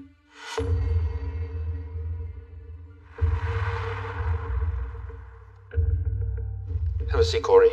I walk into the principal's office and I see the same detective that showed up when my dad had passed away, and I knew instantly what it was about. I need you to tell me exactly what happened. They asked me if I had some information about my father that I'd kept a secret for a long time, and I told them I had. It wasn't an accident. I told them that Judith forced me to shoot and kill him. I told them everything. How Judith told me to set things up, how to dial 911, and what to tell the cops when they got there. Judith said he had terminal cancer and wanted to go out on his own terms. When they were done with their questions, I asked them when I'd be going to jail. No, Corey. Not here to arrest you. Judith is who we want. They told me I wasn't going to jail, that it wasn't my fault. It was a shock. I had prepared myself that I was going, and I was in disbelief that I wasn't. It was the best I'd felt in a long time, but the goal was to collect enough evidence to make an arrest on her.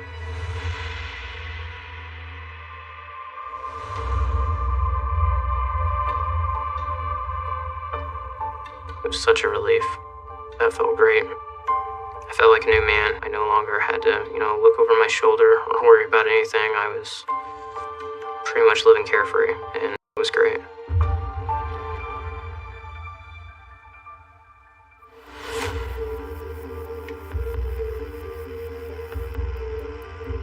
It shocked me to my core. I thought I was done with this. It is my understanding that the appellate court thought I was dishonest. And also, much of the evidence was, in their words, strictly circumstantial based on what I said. I was determined to make sure she was found guilty again, but all of a sudden they informed me that a plea deal had been reached, that there was not going to be another trial. She entered a guilty plea, but it was a Alfred plea. And basically that means she still says she's innocent, but admits that a jury would probably find her guilty based on the evidence.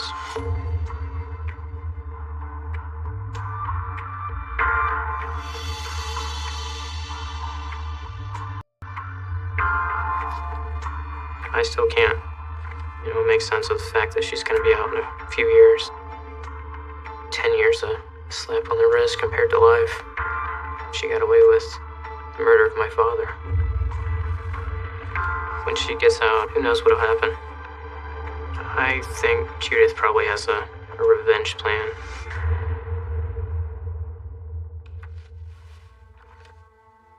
I gotta look out for my son. It's first and foremost. I want to be the dad to my son that my dad didn't get the chance to be to me. It's taken a long time to feel forgiven by my dad. I at least hope I am. I think he'd be proud of me. But I still have fighting to do. I still have people to protect. Still gotta make sure Judith doesn't get to do this to anybody else.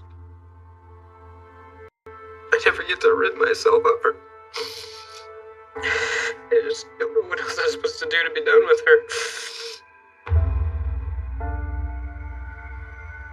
Life's not fair, but I don't know why it had to be me. I wish it wasn't.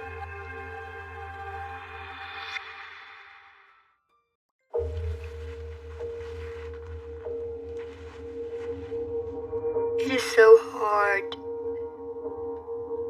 to know that my daddy murdered all these people. My heart is breaking. I feel so ashamed. I just can't believe my daddy took so many lives. So many lives.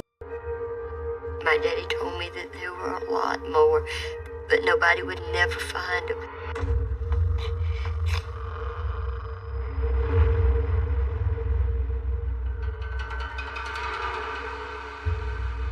People come up and ask me, well, who is your daddy? And I always say, my daddy was Pee Wee Gaskins. He was a mass murderer. He was also my daddy, and I loved him. Most people only know the bad parts about Daddy. No one really knows he was a good father. He was loving, he was understanding, and he always wanted what was best for me. At the same time, my father was evil. He was evil. I mean, anybody that can do what he did was evil.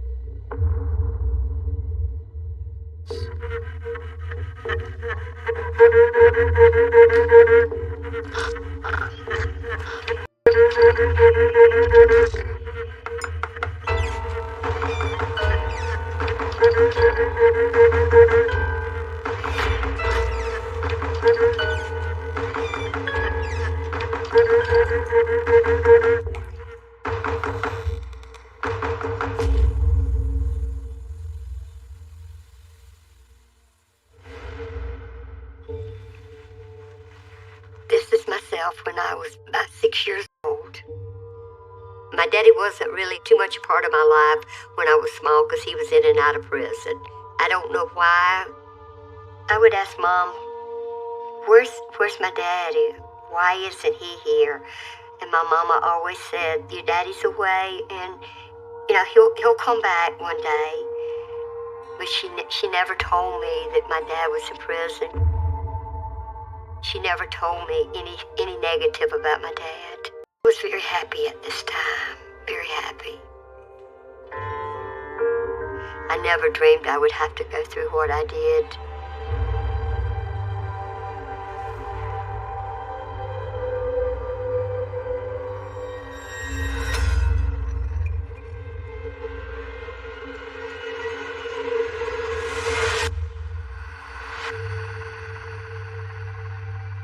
I was born on April 17th, 1952, in a little town called Prospect, South Carolina. The very first thing I remember about my dad came to the house, and I was excited to see him because I hadn't seen him in a long time. I remember him going in our house, telling Mama to get me and get in the car. I didn't know what was happening.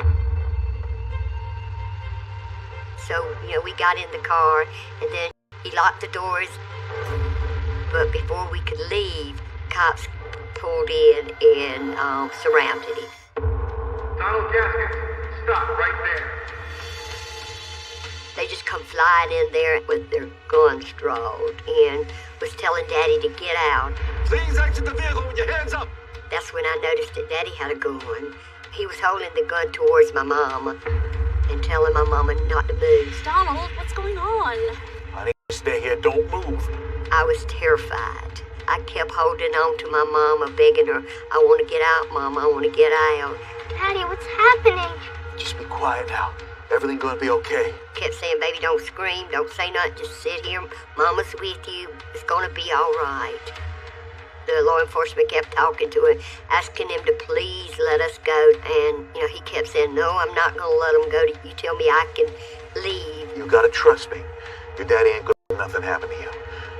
Finally, after a couple of hours, he did let me out. He released my mama. And when Mama got out, they just covered the car and drug him out of the car. It was a horrible feeling, seeing him, throw him on the ground and handcuff him. I was crying, I was begging Mama, please don't let him hurt him. And they put him in the back of the police car. I asked Mama what they're doing to Daddy, and she said, baby, he did something wrong. Now they got to punish him. Just like when you do something wrong, you have to be punished. He went to prison for a long, long time, and I didn't see him anymore until I was in the 3rd grade. But Mama never told me why he was running from them. Nobody ever told me why.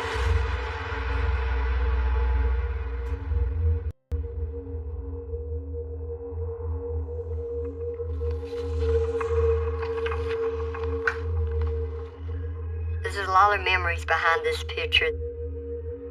This was the year that the children was picking on me and making fun of me because I didn't have a dad. But then my dad got to come home. I was so happy that my daddy was back. I could go to school and tell everybody, hey, I've got a daddy now. But, you know, they still picked on me and they still bullied me. I remember one specifically day that my dad and I was outside playing ball, and I was really upset because the kids had been really, really mean to me that day. Honey, is there something bothering you? No. He kept saying, what's wrong? And I'd keep saying, nothing, Daddy. I didn't want to tell him because I didn't want him to feel bad or anything. I know when something's bugging you, and I think this is the time. It's the other kids at school. He said people's making fun of me at school. They're picking on me, making me cry. He said, wait just a minute, baby. He said, we'll fix that. You wait right here, okay? Got just the thing. So he went to the car, and I remember him coming back, and he had a loaded pistol. You take this. What's this for? And he gives it to me. And he tells me to take it to school with me, and if they kept on picking on me, to pop a cap in them. Next time those kids bug you, you show them this piece. He showed me how to release to safety, and he said, just point it and shoot. He just told me to go hide it, and don't tell my mama. You hide that under your pillow, and she won't find it there. I wanted to do what my daddy told me to do, but yet I knew that it was wrong. It kept bothering me. I mean, I can't do this. I can't do this. I said, I gotta tell my mama. She was furious, and she calls the cops, and they come and pick the pistol up. I really don't remember what they did with Daddy, but I didn't see him for a long time.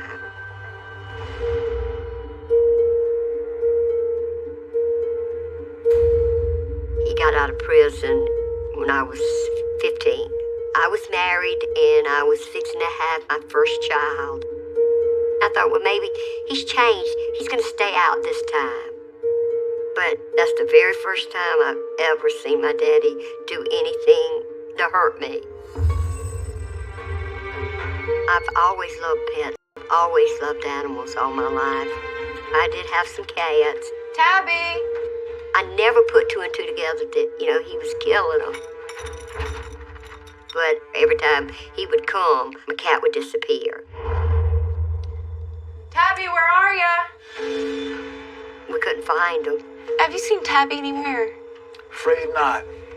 I was sad, but he said, they don't need to be in the house. Animals are supposed to be in the yard. That's so strange. She hadn't been around all day. Why do you care? Daddy didn't like animals, and especially cats. He could not stand cats. Probably outside where it belongs. But I didn't know why my cats would disappear till years later. Now, as I look over the years, it could have been that he just needed to kill that cat instead of going out and killing somebody else.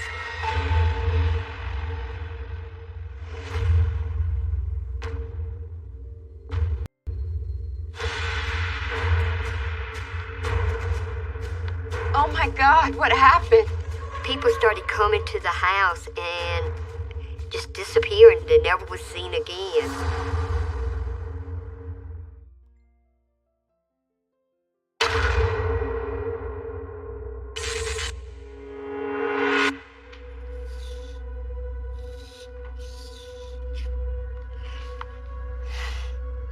This picture was my daddy, myself, and my cousin Janice Faye.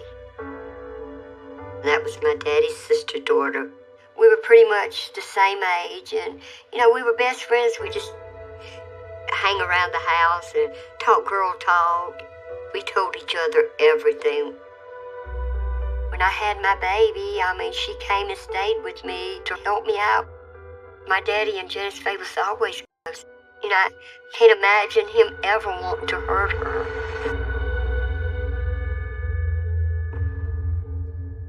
one afternoon, my Aunt Inez and Uncle Lamar came to my house, and they asked me, had I seen Janice? Was she at my house? Hey, y'all, what a surprise. Daddy's not here right now, but if you want to come in. Actually, Shirley, we're looking for Janice. We were hoping she was here with you. And I told them no, that I hadn't seen Janice. She said, well, Janice had been missing for 3 days. We haven't seen her or heard from her for the past few days. We were thinking maybe she ran away. I don't think Janice would do that. Her friend Patricia was missing with her. They were both missing. I was worried because, I hadn't heard anything. You'll let us know as soon as you hear from either of them, right? Yeah, absolutely, yes.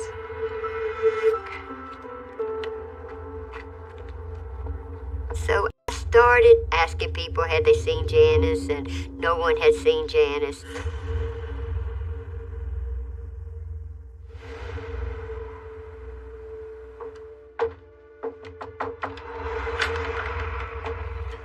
Hey, honey. When my daddy came over that weekend, I asked my daddy, Daddy, have you seen Janice? Have you heard about Janice? No one's heard from her in a few days. I've heard you. But he showed no emotions. And he said, no. He said, I've been looking for her. He said, I don't know where she is. Well, I've been talking to people around town. Nobody has seen her. Could be she just ran away. But I knew Janice didn't run away from home. Janice wasn't that kind of girl. She would not have worried her mom and daddy like that. I know something's not right. Janice wouldn't do something like that, Dad. Not without telling me first. And if Janice Day would have run away, she would have come to my house. That's how close we were. Wherever she is, I'm sure she's doing fine. Weeks turned into months. No word from Janice. Nobody knew where she was. Now, let me go see my granddaughter. Law enforcement said it had to be a runaway. They labeled her as a runaway. Years later, they found Janice Faye in a shallow grave down in Prospect, South Carolina, and they found Teresa Albrook in a septic tank in Sumter. Daddy had murder them both.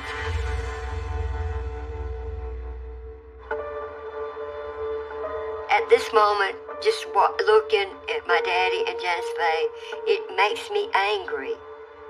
I try to block it out. I'm angry, sad, all in 1 minute. It was very hard to think my daddy had done it. Was evil. Nobody wants to believe that their parents is evil.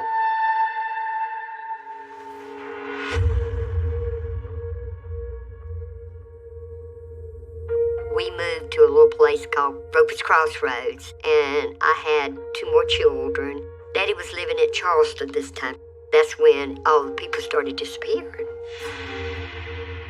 One afternoon, Daddy came to my house, and he brought this woman and baby, which was Doreen and her daughter Robin. They were friends of my daddy's. Hey, Shirley. Can I ask you a favor? I fixed them all something to eat, and he was telling me his house had just burnt down, and he said he had nowhere to stay at the time. Well, Doreen and Robin are in a bit of a tough spot right now. They need a place to stay. I didn't have enough room for everybody because my kids shared 1 bedroom, and there was my husband and I. I don't know. I mean, the kids are already sharing 1 room. I don't know if we've got the space for 2 more people. I told my daddy that I just did not have room for Doreen and the baby, that there was just not enough room. Yeah. Okay. He said, well, go ahead and give Robin a bath and put some clothes on her. I'll take her and Doreen to a friend's house, and they can stay there until, we can do better. You go get the baby cleaned up. I'll talk to Doreen. Okay. I put her in the bathtub and dressed her in my daughter's little pink sunsuit. I remember telling her that I loved her and that I would see her soon. Doreen gave me a hug, and I told her I was sorry that I didn't have enough room, and she said she understood. Her and Daddy left.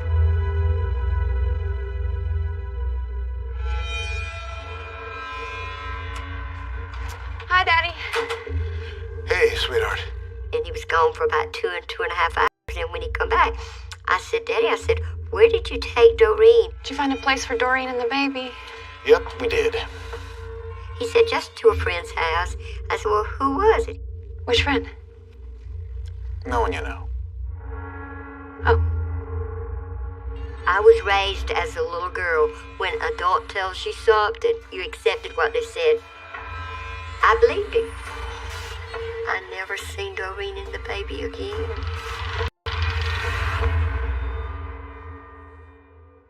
This is Doreen and her baby Robin.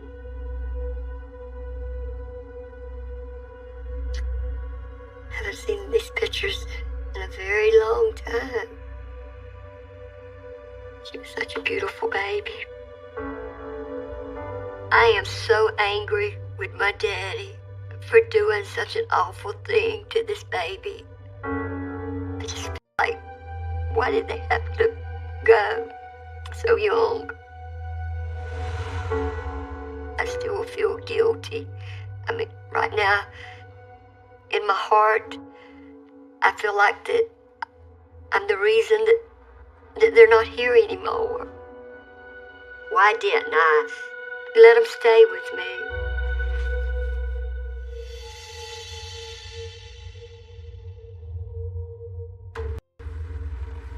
Late one night, my daddy came over.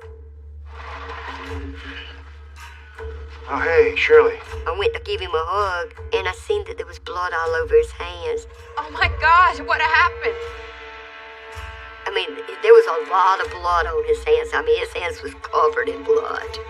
And I said, are you hurt, Daddy? And he said, no. I said, well, what's that blood doing on your hands? It's okay, I hit a deer. He proceeded to say that the deer run out in front of him, and he hit the deer, and I had to drag it off the road. That's an awful lot of blood. Yeah. Guess it was dark. So dark I didn't see it. And around where I stay, deer run out in front of you all the time, and I have hit a couple myself. Well, do you want me to wash those for you? No. I'll take care of it at home. He said, I got to get back home. I got to work in the morning. I'm going to throw these clothes away. Oh, well, let me walk you out. Okay.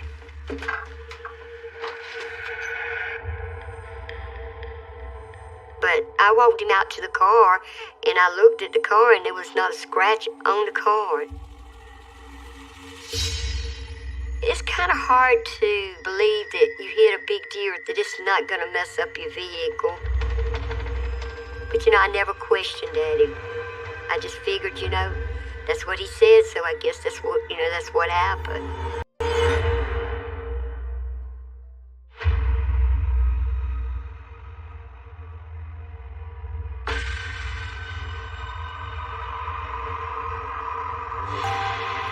I asked my daddy, why did he do this? And he would say that every so often he just had that urge to see blood. He had to see blood.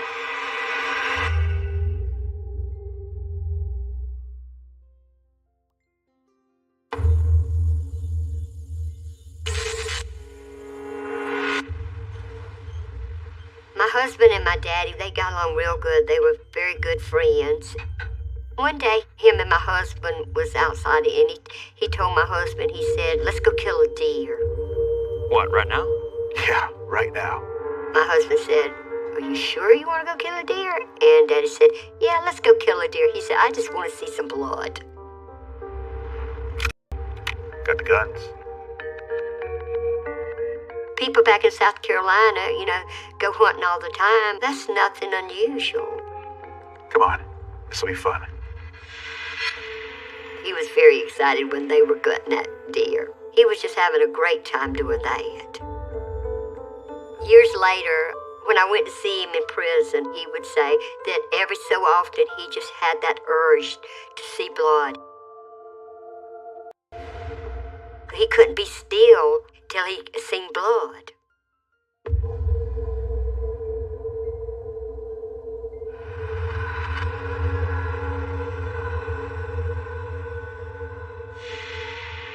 Walter Neely was my daddy's best friend, and Walter used to come down to my house with my daddy a lot.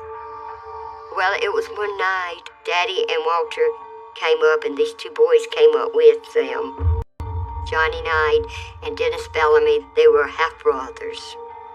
I'd never seen them before. I didn't know it at the time, but he had a theft ring going on. They would steal the cars and bring them to my house and hide them.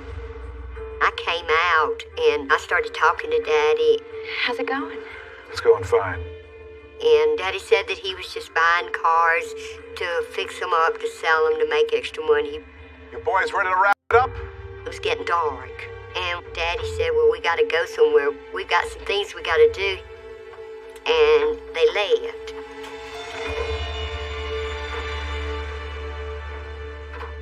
Later on that night, maybe about 12:30, Daddy came back by the house.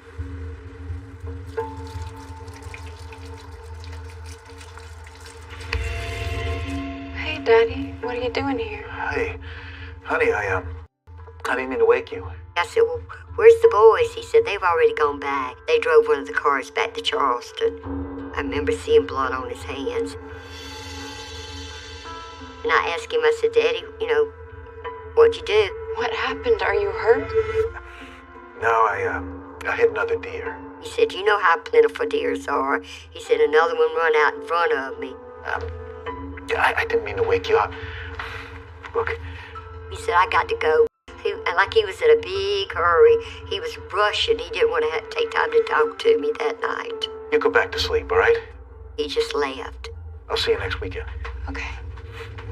Good night, Daddy.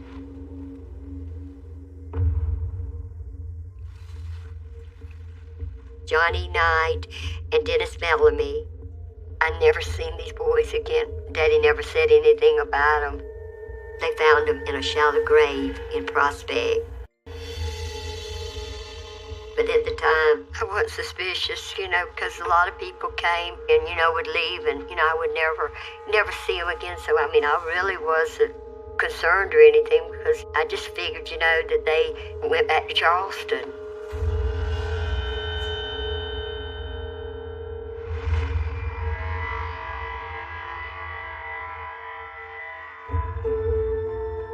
One day, my daddy asked me to go into the trailer to clean it, and I said, sure, Daddy. I didn't go in the trailer maybe 2 or 3 times the whole time that it was there. I go in there and I dust and I wipe stuff down. I opened the closet to put something in the closet, and that's when I found the shoes. And it was a great big old pair of brown and white Oxford shoes. It kind of puzzled me because my daddy had a very tiny foot like I do. I said, no, I know they can't be Daddy's. Daddy's foot's not that big. I knew they were not my dad's shoes. Later that night, I asked him about the shoes. Daddy, I found these in your closet. I said, Daddy, whose shoes are those? They're not yours, are they? Nope, they're not. I was getting suspicious. Something was not right. Well, where'd they come from? And he told me that somebody gave him those shoes and they were too big, he was going to give them away. Just confusing someone would give him a pair of shoes 4 sizes too big for him. What's wrong? It's just something's been bothering me lately. I really started thinking, it's not normal for people just to disappear off the face of the earth and never be heard from again. Don't you find it strange how many people have been going missing around here? Missing? What do you mean missing? I said, what is happening? I said, people are disappearing and, I never see them again. And he just said, they just don't want to come back around here anymore. They were friends or they moved out of state. People move on. Yeah, but it's just that... Honey, I'm sure everything is fine. And I said, are you sure, Daddy? And he said, yes. He said, I won't lie to you. Ain't nothing going on. Let me have these, I'll take care of it. My daddy had a very quick mind. He had an answer for everything you ever asked him, and he never thought anything about it. Later on, I learned that my daddy had murdered the boy that the shoes belonged to. They were Dennis Bellamy's shoes.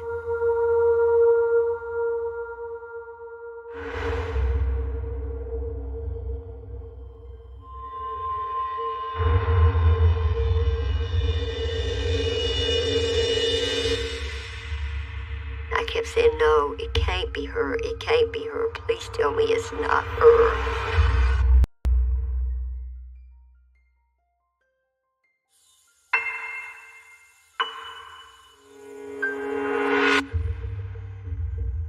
People's disappearing, and I can't explain it. Why? And it's happening so much. I started thinking, I guess, a little bit more and wondering. One day my daddy came up and I saw a lady and her daddy was standing up in the yard talking. Walter Neely, my daddy's best friend, was there. I'd never seen the woman before. I came out the house. Daddy's back was towards me. He said he was going to fix everything. He knew how to fix it. I can handle it. Don't worry about nothing. Are you sure? I can't afford any mistakes, And as I walked up, they hushed talking. It was like in the middle of a sentence, they just stopped talking. Hi there. Shirley? Hey, darling. I knew he did not want me to hear what they were talking about. This is a friend of Walter's. It's nice to meet you. It's nice to meet you, too. I said, what was y'all talking about? I said, y'all look so serious. We're helping her with a little problem. Is there something I can do to help? No. Don't mind us. Why don't you go on inside where it's warm? Then when I walked off, they stayed there for about 45 minutes, and they left. Later, I found out this lady was dating this rich farmer, and he had gave her a horse and a diamond ring. When they broke up, he wanted his stuff back. All of a sudden, he's missing. She had hired my daddy to kill her rich ex-boyfriend. My daddy buried him in a shallow grave right behind my house. I never dreamed my dad was doing any of this. Never.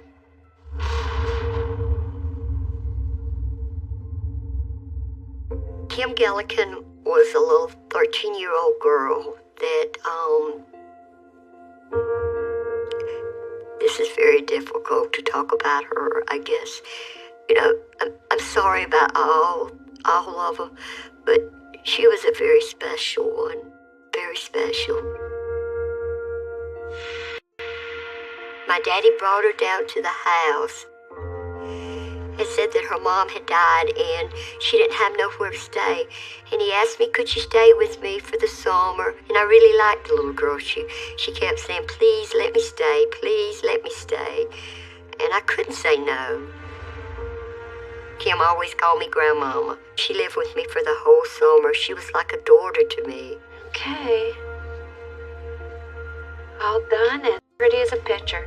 But one day, I started washing dishes, and Kim said, well, Grandma, I'm going next door to get me something to eat. My mother-in-law lived right there across the yard, so she walked out the door. Are you coming too? I'll be over in a few minutes. Don't take too long.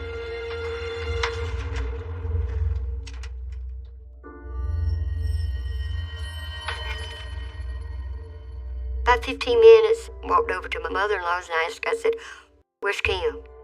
Have you seen Kim? What do you mean? Well, she said she was coming over here for dinner. She said, Kim's not here. I said, what do you mean Kim's not here? She left the house about 15 minutes ago. I haven't seen her all day, Shirley. I was freaking out. I was scared. I was nervous. Well, you gotta find her. It was like she just walked out my front door and just vanished into thin air. And so that's when I called my daddy. I said, Daddy, have you seen Kim? Daddy, I need your help. He said, I have not seen Kim. I said, Kim wouldn't leave without, telling me, Daddy. I mean, that's one thing I know. Okay, well, I'll come right over. We'll look for her. Daddy, we don't have time for that. We gotta call the police. I said, well, Daddy, I need to call the cops. He said, no. He said, let me see if I can find her first. Don't call the cops. He was very firm. Don't you call them cops. And that kind of raised some suspicious because, I figured he would say, yeah, go ahead and call the cops. We got to find this girl. I'll be there as soon as I can. Just promise me you won't call anyone. Okay. But please hurry. I kept thinking to myself, this is not right. I had to do something. I did call the cops. I reported Kim missing. This was the first moment that I ever went against what my dad said, but I just felt like this was so important, this child missing. And, they kept searching for her, but we couldn't find her. Later on, I found out Kim was buried in a shallow grave right on the other side of my house. My heart's breaking because I'm so close to her. She was like part of my family. She was my daughter.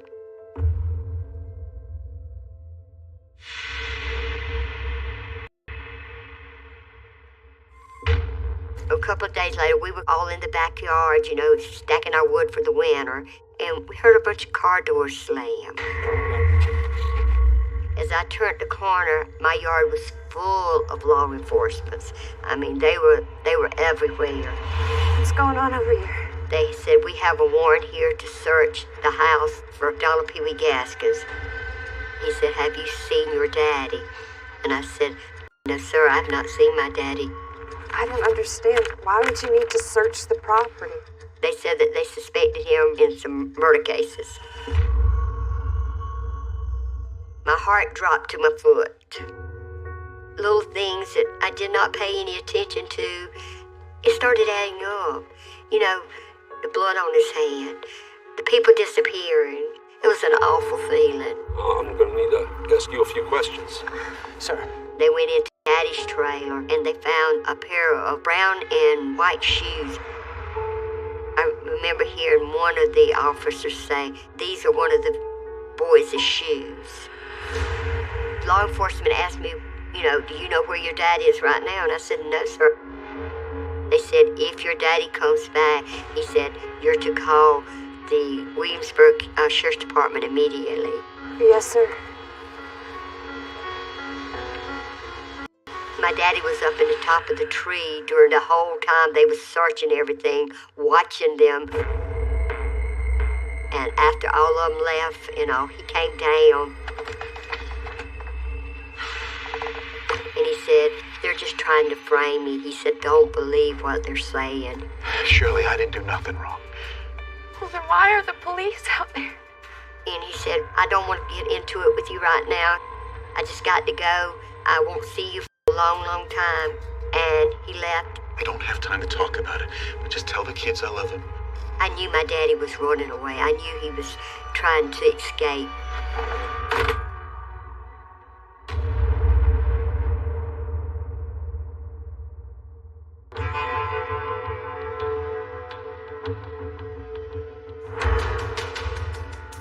It is so hard to know that my daddy murdered all these people.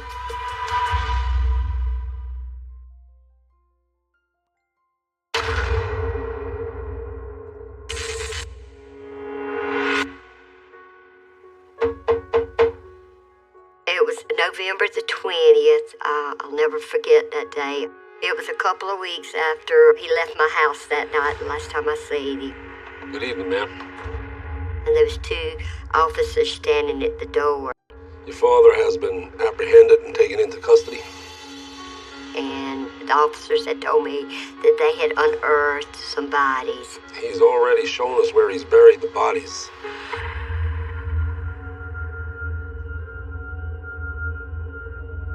I was done. I couldn't think straight. I was crying.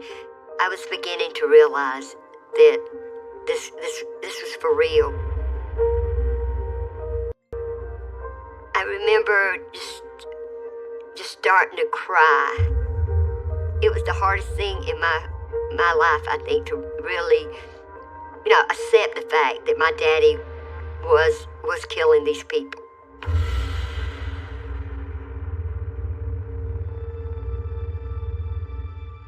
That is Walter Neely.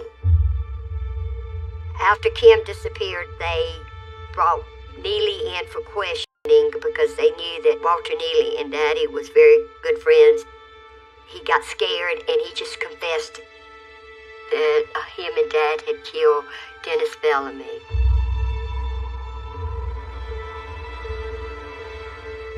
They arrested my daddy trying to flee out of Sumter in a taxi cab. That's my daddy right there. He's pointing to a graveside. And this is where they're digging it up. My daddy had his own private graveyard down in a little town called Prospect, South Carolina. I didn't see my daddy again until his trial.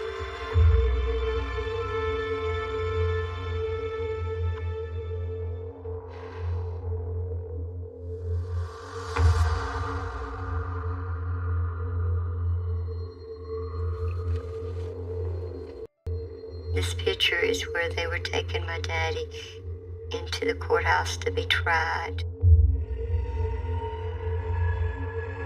They found my daddy guilty and he was sentenced to death.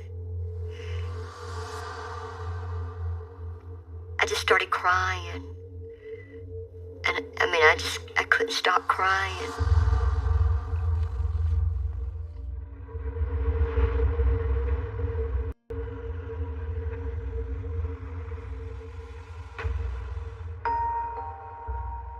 My daddy told me that there were a lot more, but nobody would never find them. He said he would go to his grave. He would never tell anybody where the rest of them was. The only one that he ever told me that he was really sorry about was my cousin Janice Faye. But that was the only one that he ever had any regrets about. I feel so ashamed that my daddy did this. I just wish I could change some of this. But I can't.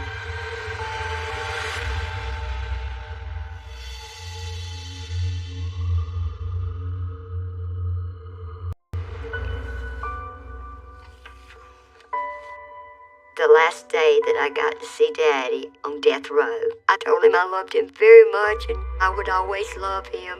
And he said, "How can you forgive me?" I said, "Daddy," I said, "I forgive you for everything you've done." I said, "You're my daddy and you are so special to me. I'll always, always love you. Nothing's gonna change that." And then he said, "I love you with all my heart." And that's the last words my daddy ever said to me.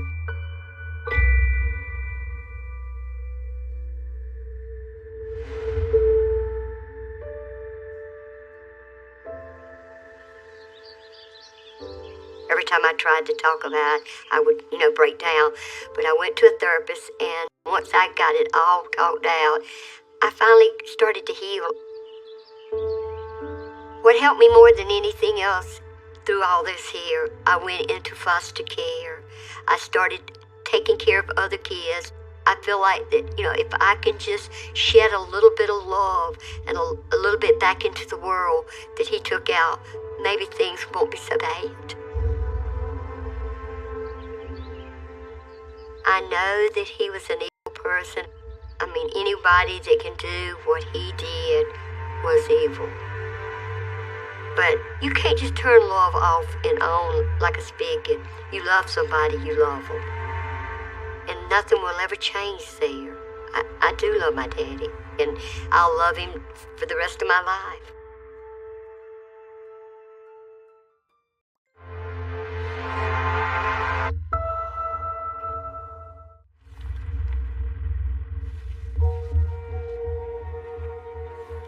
He's changed so much. It's hard to see what he's let himself become. But to be honest, I would almost not recognize him. And it's sad. Because he was so much part of my life. When I think about him now, it's like an empty hole. I know in my heart, before they put him to death, I need to face him one more time and ask the truth.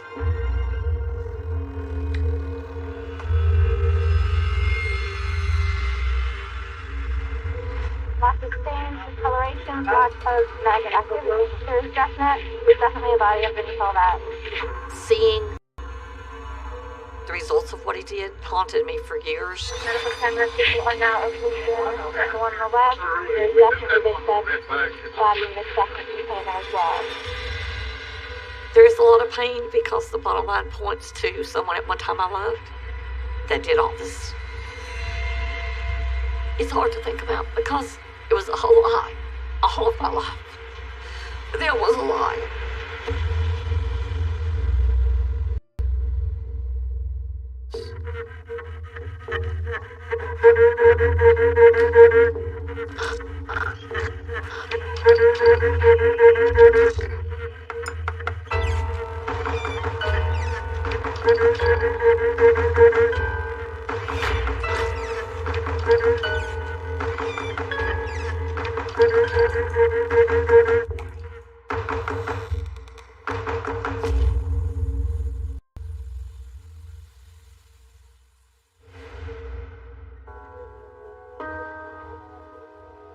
Howard and me were raised as cousins. Howard's mother was married to my uncle, Sam Thomas. So Sam kind of played a dual relationship in our life. He was my biological uncle, but he was also Howard's stepdad. Howard and I were together at Christmas time, birthday parties. I have a lot of good memories of when I was a kid. We lived in the country, so we could go outside and play, or we would sneak around through my grandparents' house. Nothing would have pointed to him being destructive or vindictive or manipulative. It's just, we were kids.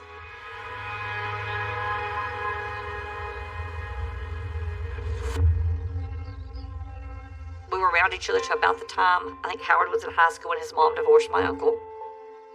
I did not run into him again until around 1988, and we kind of struck up a friendship again.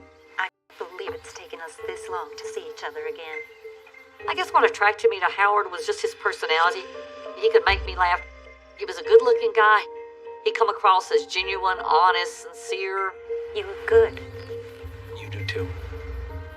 I had recently divorced, and I have 2 children of my own. He was a single father. Kelly, who is Howard's child, is the same age as my son, and things just kind of clicked. Kelly became like my own daughter, and within a couple of years, I did legally adopt Kelly. Once Howard and me got married, he treated my kids great. So it made our relationship perfect because that's what I wanted. I wanted a husband who loved me and loved my kids and would put us first. We were a close, what I thought was a close family, until things went wrong.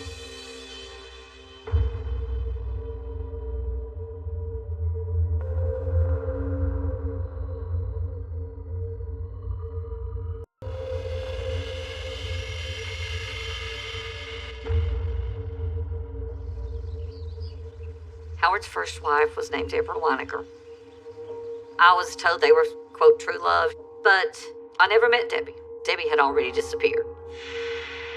I was visiting with his aunt, and she was the one telling me Debbie's disappearance was still a mystery. She was there one day and gone the next.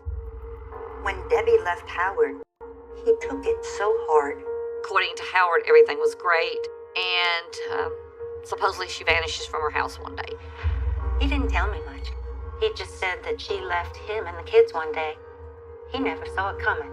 No, nothing. All of her personal belongings was supposedly gone. There was no hospital records, no police records, no nothing to even trace her anywhere. No use of credit cards, no use of her driver's license being seen, nothing. I never understood how someone could just walk out on their whole family. From Howard's explanation, Debbie just walked off. We trusted what Howard said. From Debbie's family, they suspected that Howard had done something. They feel that he killed her and disposed of her body, well, they'll never find it. When I asked him what happened to her, he said, I come home one day, she was gone. He said, I have no reason to lie to you. He said, she was having some issues. Apparently, she just wanted to take a break for a while. And that was his only answer, was that she just decided to take a break. She just took off to get away from everybody. And by then, I was in love with him, so he wouldn't lie to me. To this day, her family still believes she was murdered. And I'm sure he killed her. Why he killed her, I don't know.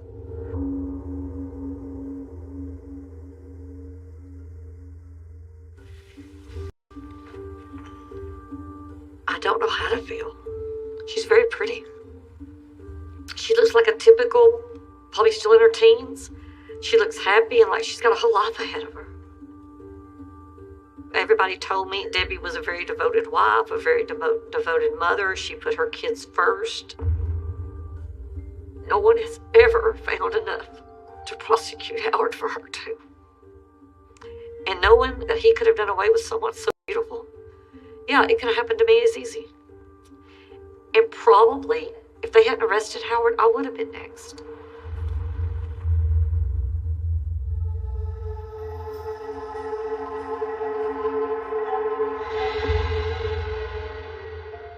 When you look back at stunts he pulled, it's like he had a pattern of wanting to commit fraud. Howard came by to visit me at work one day around my lunchtime and asked me to come inside, where he showed me that my van had been wrecked. Oh my God. The story was that his daughter had decided she wanted to learn to drive, and she drives my car down the road and puts it in the ditch and takes the whole side out. Is she okay? Yeah, she's fine. He told me that he had talked to Kelly about what had happened to my van, that she was real upset about having tore up the van, and we should just let it go and not upset her anymore. So I let it go. But I go back and I think, my car, it was more dented, like someone had actually hit it with an object. He took the initiative to call the insurance company to set up the adjustment and have it all taken care of. Hi, honey. We have not received that check for the van. This is just ridiculous. They gave a check. He wanted me to hold the check for a while and not do anything. We already got that check. I think he thought I would just sign the check over to him, and he would take the money and do whatever he wanted. What'd you do with it? I insisted that we had to have a second vehicle because of my schedule, so I took my check and I went and bought me another car. You can't just go out and buy a new car without talking to me first. He was very upset that I would not split it with him, or I would not wait several days to get a car. We were supposed to discuss what we were going to do with this money. I wasn't being fair to him. He should have part of it too. And if I'd have waited like he wanted, that money wouldn't have been there the next day. What he wanted the money for, I don't know. Howard, you are overreacting. At the time it was happening, it didn't dawn on me, but the patterns were there. It's just something, because I thought I was still in love with him, I didn't want to see.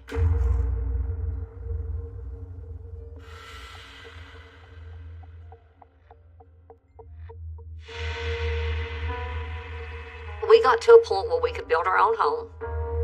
It was like a family thing, so everybody would have what they wanted. And it was something that was supposed to be our forever home. You know what I was thinking? But we could be sitting and watching a movie, and he would say, we could burn this house and pay off what little bit we owe on it and still have money to build another house and owe nothing. What are you talking about? Just think about all the money we'd get from the insurance. That's insane. I would just look at him like, you're talking crazy. This is our home. Wasn't burning my house down for any amount of money. This is our house. Our kids helped build this house.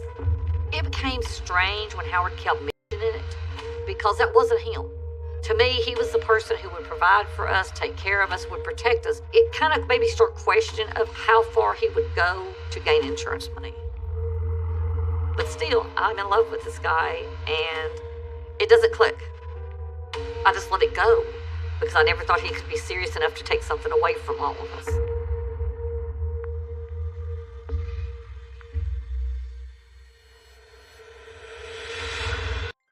And people may think I'm crazy, but I can't let myself be scared of him. And I won't let myself become his victim.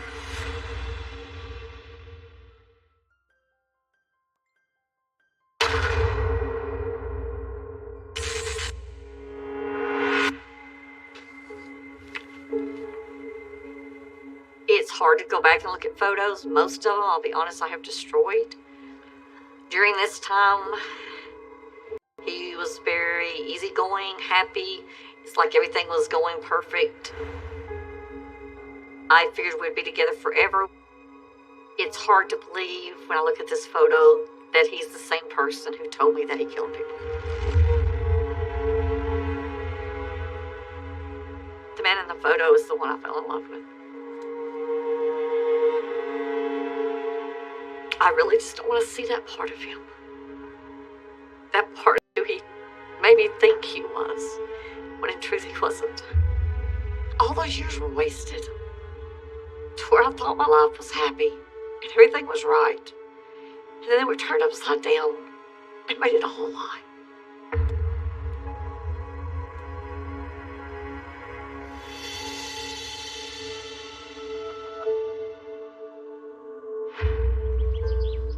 When Howard was driving a truck, I managed the business from behind the scenes. We trucked from one border to the other border, from north to south and east and west. He would be gone like Monday through Friday. He could be gone weeks at a time, especially if he'd done like a California-New York run. Normally I would book our runs, but Howard started having a change in the way he wanted to do stuff. Hey there. Hi, honey. He all of a sudden took over getting his own loads. He portrayed it as a whole lot easier, less time-consuming manner than what we were doing. How did your trip? Everything go okay? Everything went great. I even picked up a little something for the kids. But I couldn't track him. I could only go by where he told me he was, and then when I got the paperwork, where he said he was did not match up. St. Louis. I thought you went from Texas to Florida this week. When he was telling me that he was places and he wasn't, the feeling was kind of strange. It was like, okay, something about you and your story's not right. You're hiding something. But he always had a reason. Well, finished up the job a day early. I figured I'd take a ride to St. Louis. No matter what I asked or how I asked it, he had his smooth answer where it all made logical sense. Maybe his trucking was part of a double life. He had his family here and he had a different life than what he had with us when he was with his truck.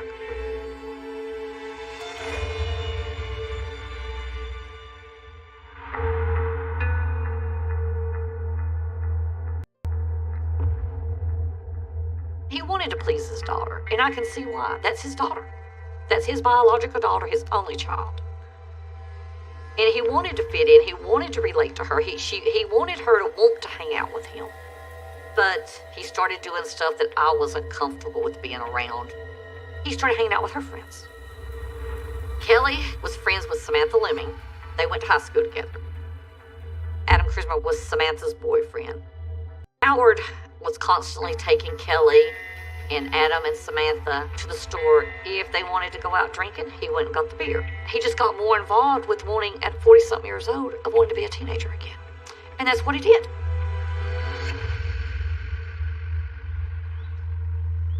The first time that I became aware that Howard was hanging out with the teens was when I found them all at my house. I worked a third shift job, so normally I got home between 6:30 and 7. One time when I come home, there were kids just piled up under sleeping bags, blankets, sheets, whatever, all piled up together. There were probably 20 plus kids at my house. I was shocked. Howard was in our bed asleep, so I do wake him up and I ask him who's in my floor. What the hell's going on in the living room? And his explanation is there's some of Kelly's friends, they were over here playing, it got too late to take them home and their parents didn't want to come get them. His story of these kids is they did not get along with their family. So Howard was an outlet. He said he was a safe haven for them. They would have a place to stay. Look, I don't think you understand what some of these kids go through at home. My reaction was I wanted it stopped. I actually demanded that I do not come home and find this again. I told Howard it was inappropriate. I'm serious. It's not right and it needs to stop.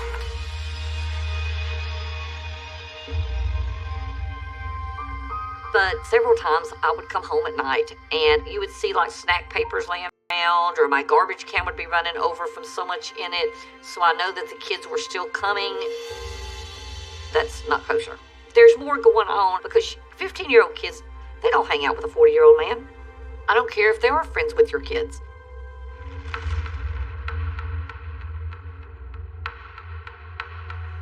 His relationship with the teens, it developed quite rapidly. What really broke the strain with us is it was New Year's Eve. Howard's nowhere to be found. His daughter's nowhere to be found. When he showed up the next day, I asked him where he went. Where have you been? And he said that his daughter wanted to go run around with her friends, so he took them running around, and he found out that they had rented a motel. And so he took them to the motel, and they were all drinking. So he decided to stay overnight, too, because he was drinking.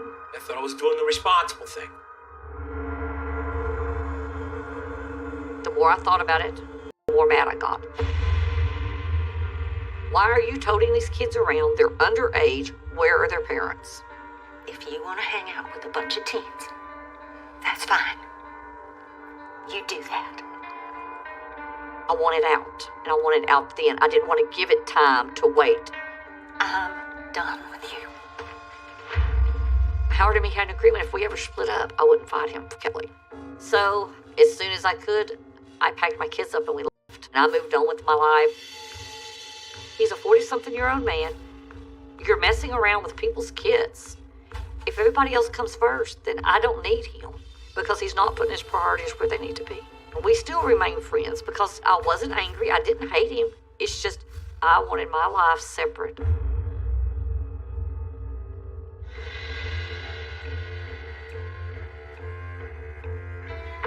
At the door entrance and red and brown stain. I was thankful that I got out of my marriage when I did. We could have been next on his list. There's definitely a body underneath all that.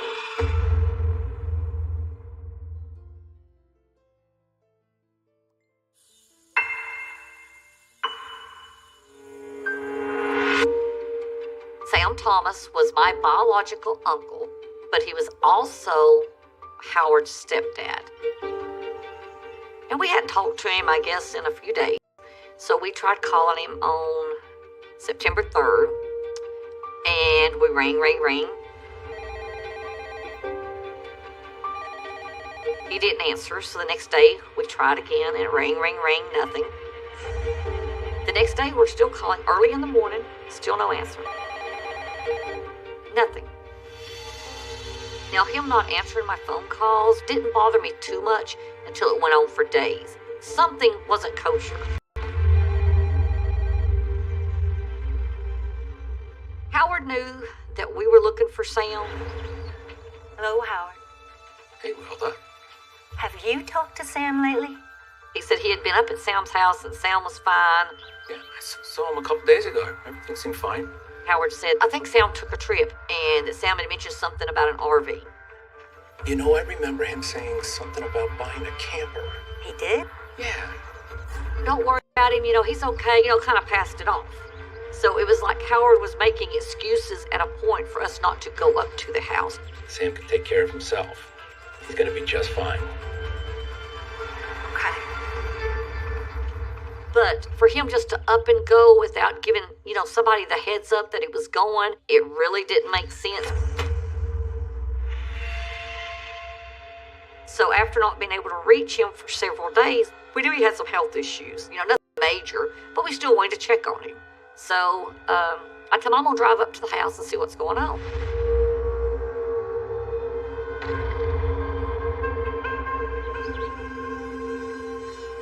Everything in the house looks good, no struggle, no nothing. We looked around the house, his bed was made, everything. Nothing looked out of place. His furniture was there, his clothes was there, and Howard was with me. But he kind of more like followed like a shadow looking to see what we were looking at. He had a little bit of a nervousness to him. He wanted to hurry up. We don't see anything here, let's go. He wanted to get in and get out. At that time, his actions didn't raise suspicion because he made it appear as though he was helping. On afterthought, it's like he was looking to make sure you didn't see anything.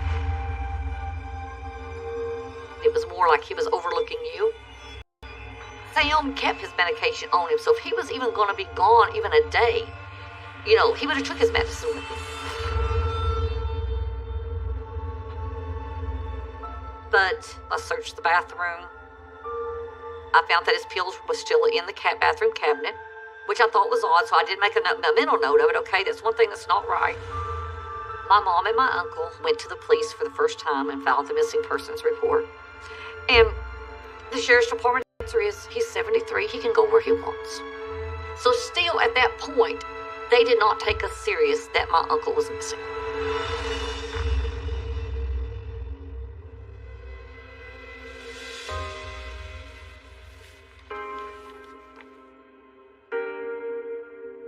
We made our own wanted posters with one of the few pictures we had of Sam, because Sam wasn't much for having his picture made. And we took these pictures all over North Georgia, all over Chattanooga, Tennessee. When Sam disappeared, Howard was very supportive in trying to help us search. He agreed to put posters up. He agreed to, help in any way he could. I honestly thought he was concerned, so we hunted and we hunted. Some people recognized his name, but not his picture. Someone had attempted to use his credit card. Again, we notified the sheriff's department. We know something's wrong. This poster was our only way of trying to find him, but we made it too late. Because by the time we made it, he was already dead.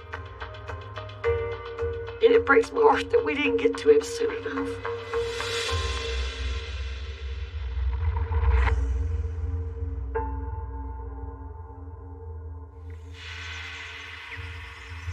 Able to get on the statements which showed the credit cards being used at certain places and asked them to pull the video. It was Howard and the teenagers with his credit card. I was shocked to see that it was actually Howard using the credit card. Have you been using my uncle's credit cards? What? Don't lie to me. Howard claimed that Sam had given him his credit cards because Sam was holding cash for him. It's complicated. Howard supposedly had $5,000 Sam was holding for him. Howard's explanation was, I gave Sam money. He gave me the credit card in case I could not get with him to get my money when I needed it. He claimed he had had them for months. However, the only time the credit card had been used was in the AM hours after Sam disappeared. That don't make any sense. That was a big red flag. Okay, what do you know? Where is Sam? And still his story was Sam said he was going out of town. Look, I'm done talking to you. I think you should go now.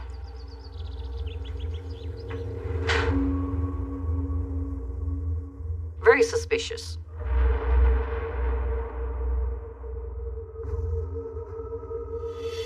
Okay, this is the entrance. Locker number 47. Approaching the locker.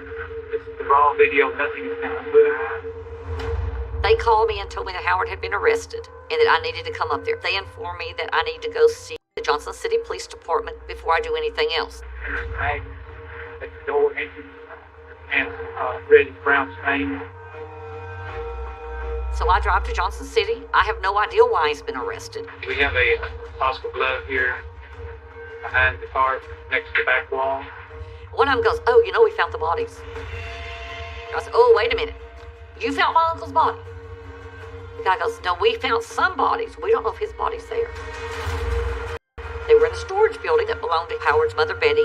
Locker number 1, shoe print on tarp corner. Number 2, tools under tarp, hammer, hatchet, and scissors. Hearing that they had found bodies in a storage building that I know that Betty had, it made me sick.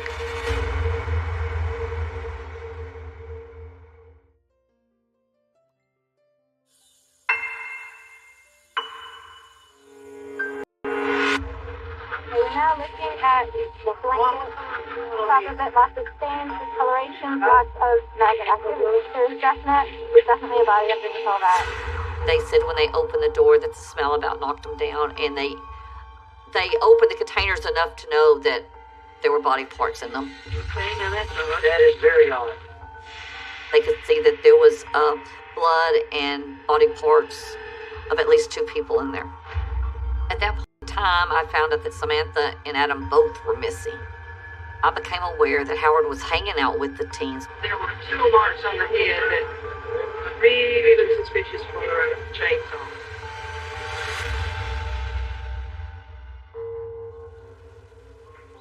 I talked to some other officer. He said, we need you to do us a favor. Do you mind wearing a wire and going to Betty Willis's house? That's Howard's mother. Howard isn't talking and we need more information. I wanted to go back in the jail and talk to Howard, and I told them I would wear their wire if they would let me get back in the jail and talk to him. We just need any information you can get. And they had a DEA agent come in and put a wire on me, and he says at 5:55, get them to turn the TV on. We've arranged for a local news station to play a broadcast about the murder. They said if we hear anything, out of the ordinary, we're coming in the door. We've got people stationed all around you over there.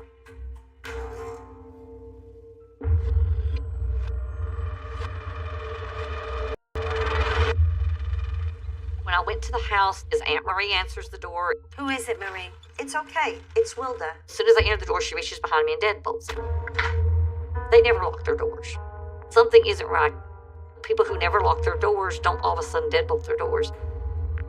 They were both nervous. They were antsy. They're talking around in circles. You've got to go see Howard. You've got to help Howard. You're the only one that can help Howard. I'm like, let's watch the news while I'm here, see what's going on.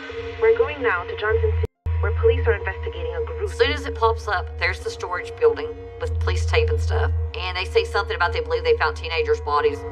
And Betty and Marie both go. They found the kids' bodies. Oh, my God. And I look at them, I said, what are you talking about? She said they found Samantha and Adam's body.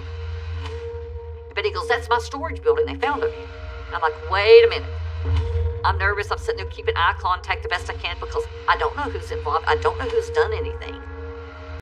The more they talked and the more they acted like they did, the sooner I wanted to leave. And I told them, look, I've got to get up and go. If I want to see Howard at the jail, I'm out of here. I got to get out of here right now. So I get ready to leave. This is the scariest thing that ever happened. Both Marie and Betty jump to their feet. Betty right in front of me, Marie to the side of me. And they yell, you're not going anywhere. Hold on. Betty's known to carry a gun. More than one gun. When Betty leaves to go in the other room, it's going through my head she's going for that gun. So then I'm panicking. Because I'm like, they're going to kill me now. This is it.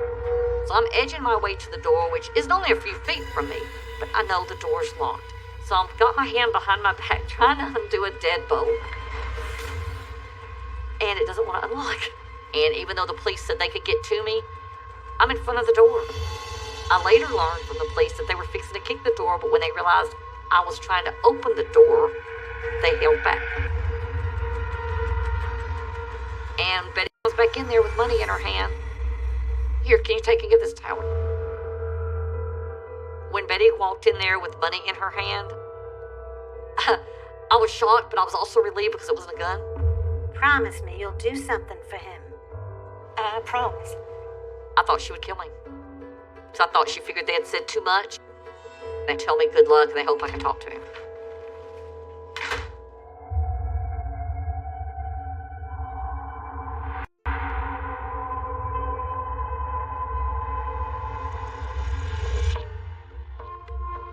I knew he had my answers.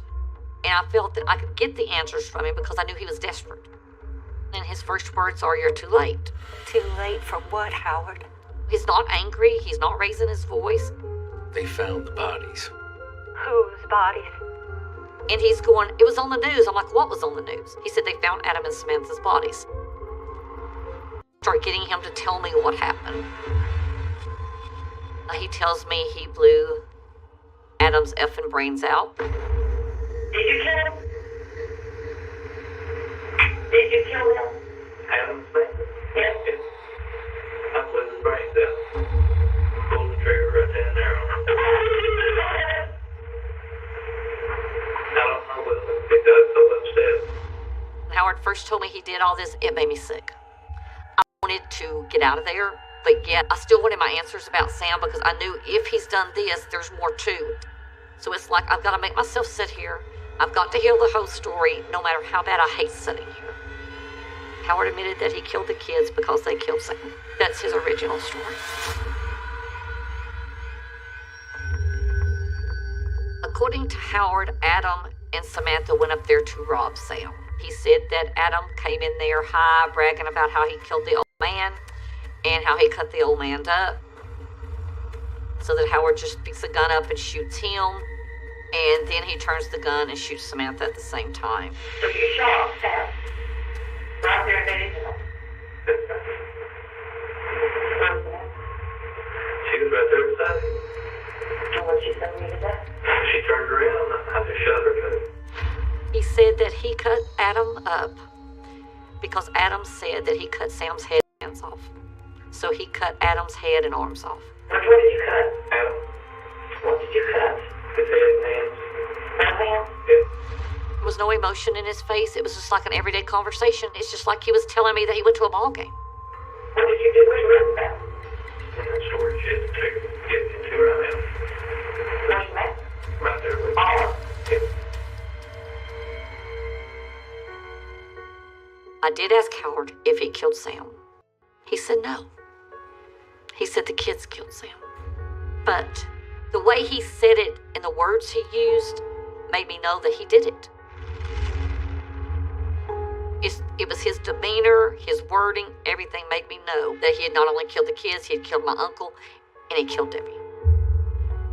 I leave. The lead detective walks up to me and says, I want to thank you for doing my job for me. I said, if you'll just give me a gun, I'll take care of the rest of it. And that's the only response I had. Could I have killed Howard? No. But that's the only response I could have. I blew the brains out. Pulled the trigger right down there on him. I don't know what he got so upset. It's like he just told it to me. And it all comes back right back where I was at. It's still unreal. He did it, and I can't change it. One of the questions I'm constantly asked, and it's not surprising, is why Howard chose me to tell me. I honestly think he thought I would help him. No matter how many times I hear the tape, the words that stick out is he blew the brains out. He told me lots of stuff that night, but those are the words that I'll remember the rest of my life.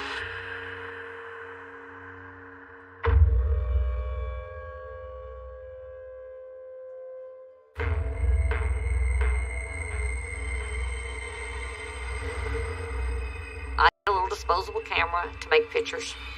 When the pictures were developed, they had skulls in my pictures in various places.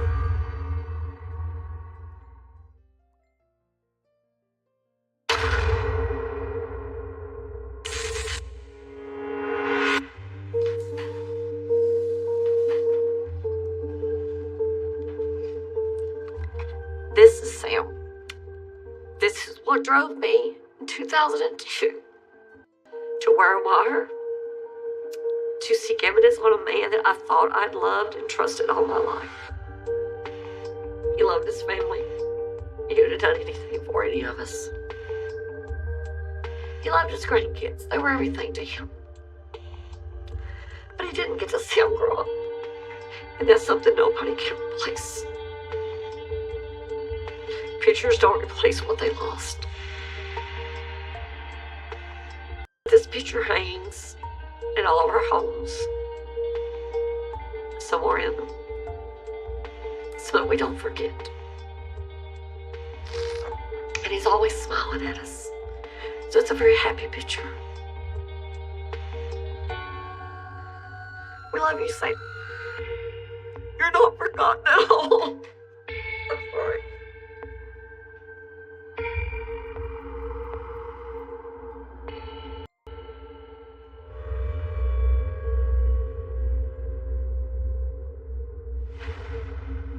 Howard had given me information that night in that interview of where I could find Sam. He tells me that Sam's body is up on Lookout Mountain. So he gives me various places on Lookout Mountain to go the next day. We had some of the Georgia State Patrol, we had Walker County, so we all go to the mountain. We searched most of the day.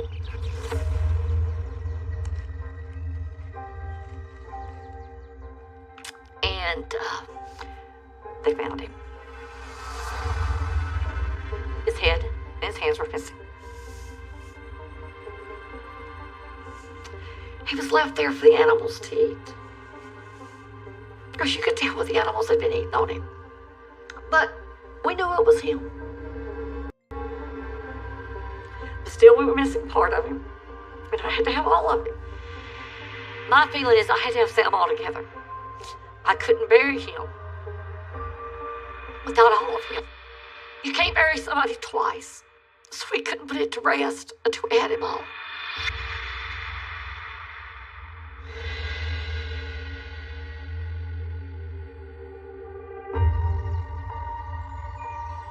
I start talking to Howard more do I find the rest of Sam? So I pushed and I pushed. Finally, Howard says, make me some pictures and I can show you where his head is. So I get a little disposable camera to make pictures. So we go back down the trail. When the pictures were developed, they had skulls in my pictures in various places. If you looked at my pictures, you can see the skulls. But if you go look at those rocks or that landscape, you don't see the skulls. To this day, I think it was my uncle giving me the clues of where to find him.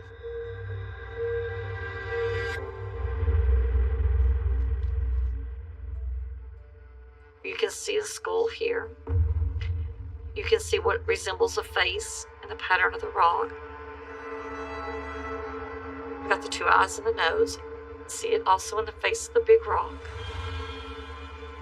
You stood there beside me that day, you would see a rock. I saw a rock. But in my pictures when they were developed, these rocks had images of skulls in them. So we used my pictures to walk down the trail, and the skulls guided us to where his head was. One of my pictures, it showed a skull overlooking the path.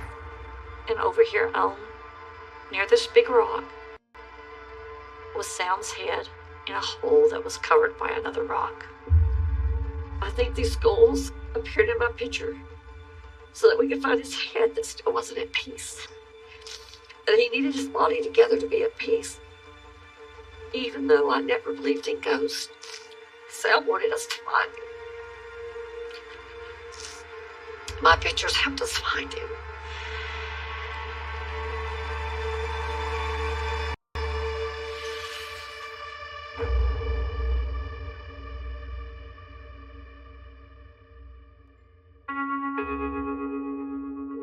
His verdict came back faster than I ever dreamed.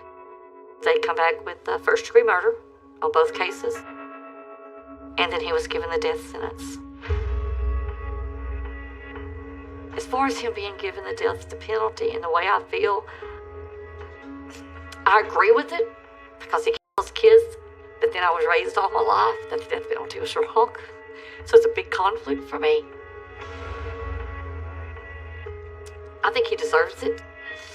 And I was really struggling with the fact, here I'm raised that the death penalty is wrong, but I was a key witness in a death penalty case that got somebody the death penalty. So that's still a very hard issue that I don't know how I'm going to feel when it happens.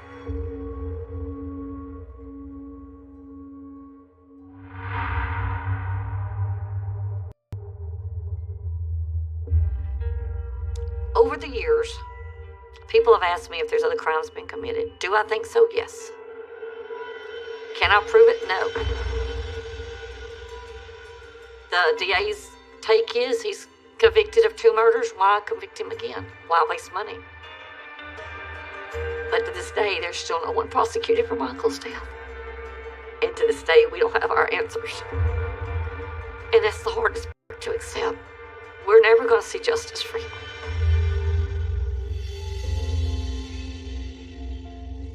The hardest thing is not knowing. It's not knowing why, even though we suspect it was a disagreement over money. My honest opinion is Howard went up there for money and that things got out of control. I think he killed the kids because he was afraid at 15 and 16 years old. That's a secret he couldn't keep. But still, we don't have all the answers. And I don't think we'll ever get them. Unless Howard gets a guilty conscience and tells us the truth.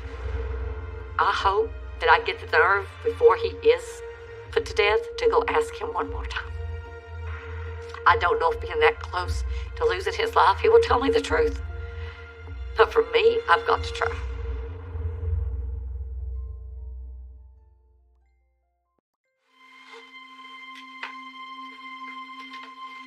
You can never understand what someone else goes through. The reason I want to talk about it now is because he's gone. He's dead. It's my way of paying him back. I need a minute.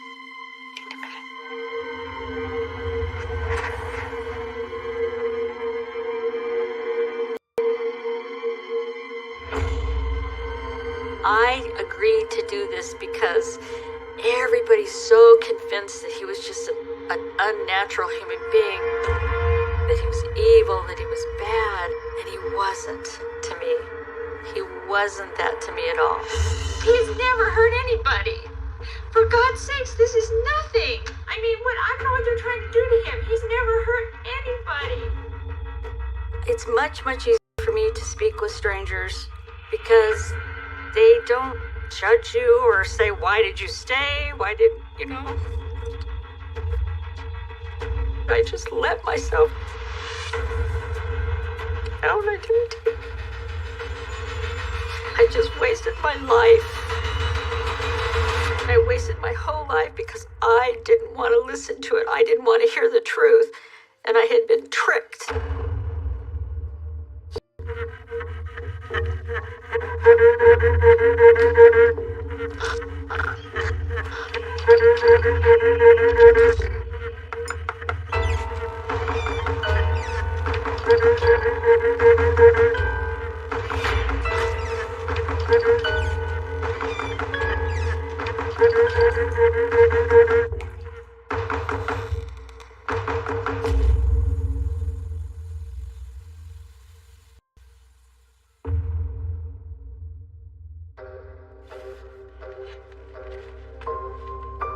He was big, and he was strong, and he was bald, and he was muscular, and his arms were as big around as my waist.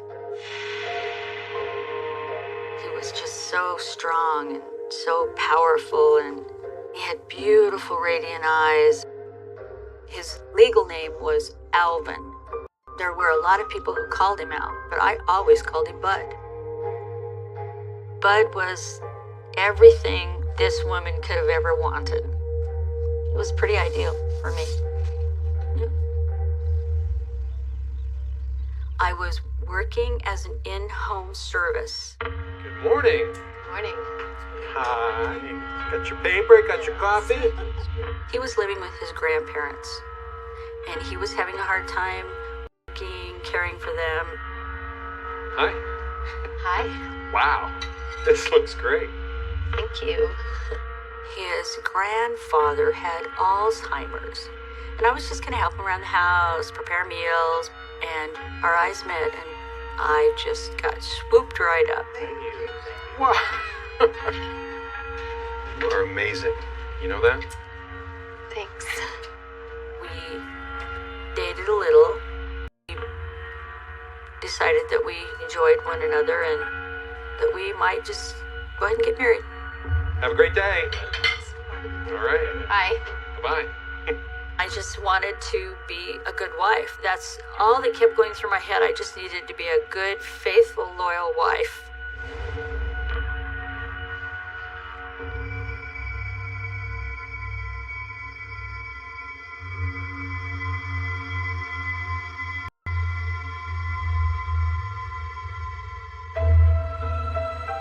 It was a very typical day at his grandparents' home before we were married.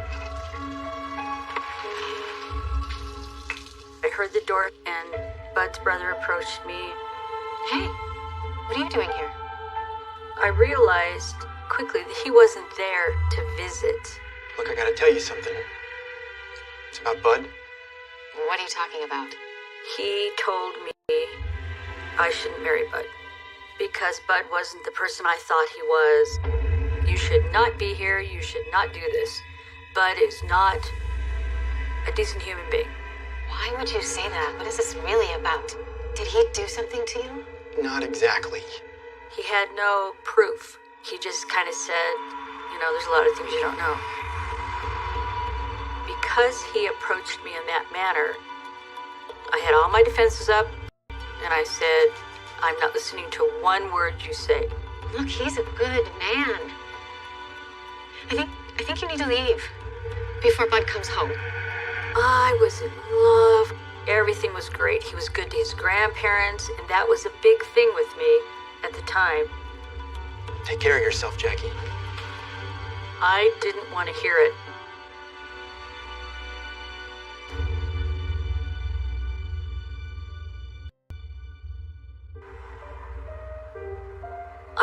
confused, and I talked to Bud when he got home from work. Your brother came by today. Oh, yeah? What did he want? He warned me not to marry you. His exact words were, he just doesn't want me living here with Grandma and Grandpa. Bud's grandparents' property apparently was always in some kind of questionable situation. Ever since I moved in to take care of our grandparents, he's been on my case. As long as I stayed there and I was taking care of the grandparents, they couldn't ship them off to a nursing home and then do what they wanted to do with the property, with the money. He had his way. They'd be out of the picture and he'd have their money. He doesn't care what happens to them. There was a lot of hate, a lot of resentment. Bud said that it was just family rivalry. I could never protect them from my family's greed without your help. Thank you for that. And Bud and I just simply locked arms and moved on.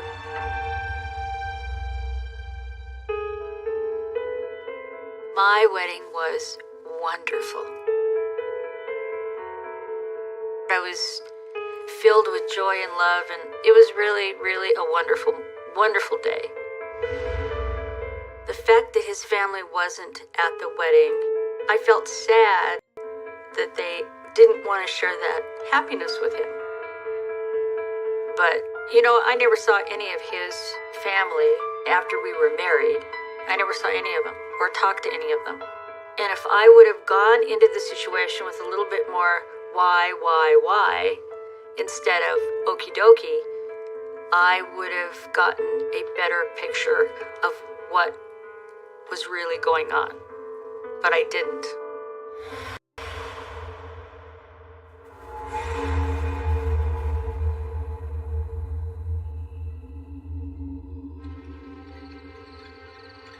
After we were married, I moved into the home with everybody.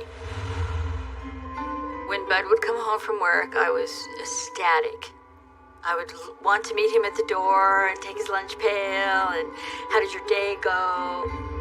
But one night I was expecting to come home. The later it got, I thought, well, maybe he's held up at work. I tried to read a book, which I couldn't concentrate on what I was reading, and it got later and later and later and later. I just sat out in the living room and kept watching for the lights, wondering if he's going to come around the corner, if he'll be just driving in a minute. I was so frightened and so afraid that something had happened to him. He was gone the whole evening.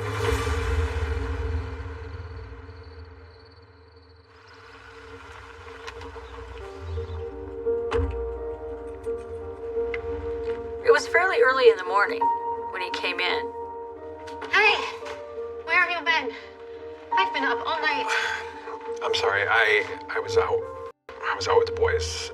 He told me he was just out with some friends and he drank a little bit too much, so he just stayed at his friend's place. I forgot to call. I should have called. I know. I'm worried sick. I ate it right up. I was just so relieved that he was okay. I didn't want to drive after drinking. Okay, that was smart. I'm just glad you're home. I was like, well then, it's better that you didn't drive. You had been drinking too much. It's resolved, there's no problem, it's not a big deal.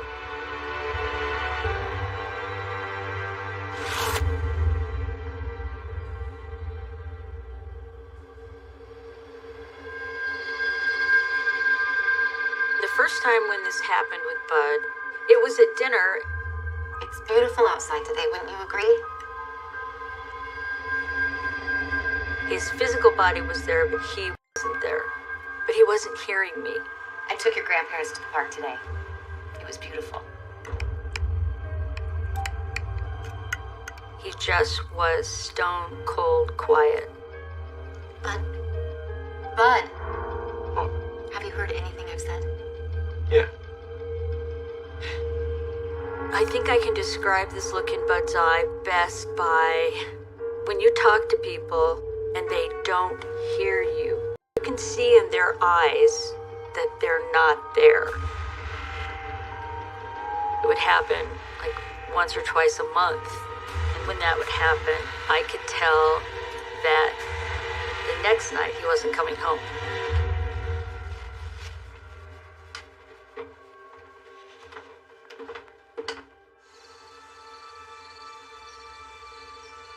Bud would leave. It would be for something. I'm gonna go get dog food. I'm gonna go get cigarettes. And 9 times out of 10, he just wouldn't come back. But it never crossed my mind that Bud could be having an affair. He was just being a boy. He was just out with his buddies. I didn't have any problem with that at all. I justified everything.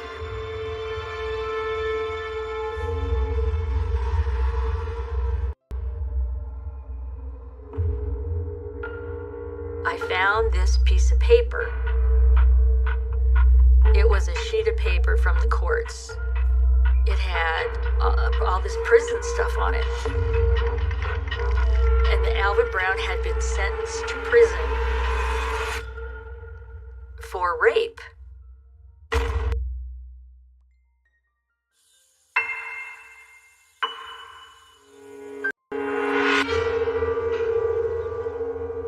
I found this piece of paper. It was a sheet of paper from the courts. Alvin Brown had been sentenced to prison for rape. They originally convicted him for 6 years, but he got out in 4 years because of good behavior. It was like I was pushed off the cliff. And I left that paper on the kitchen table.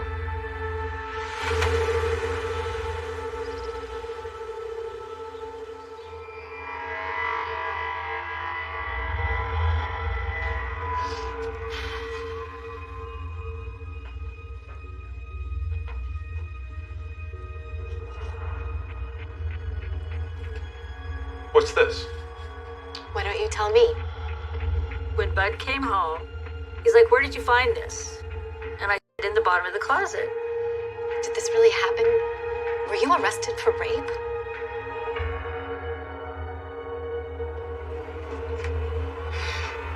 Yes.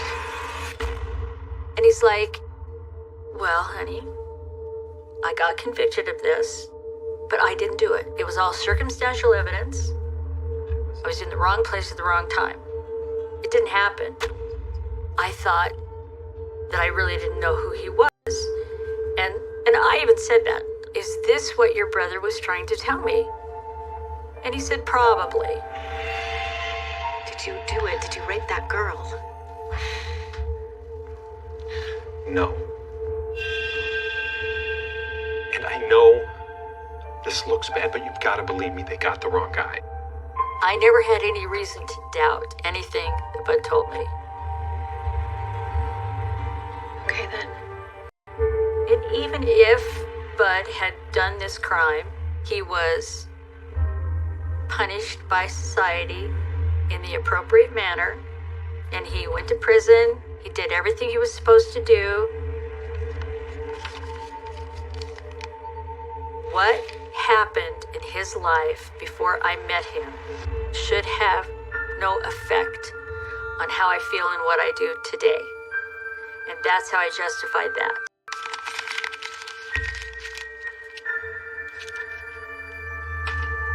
It never came up again.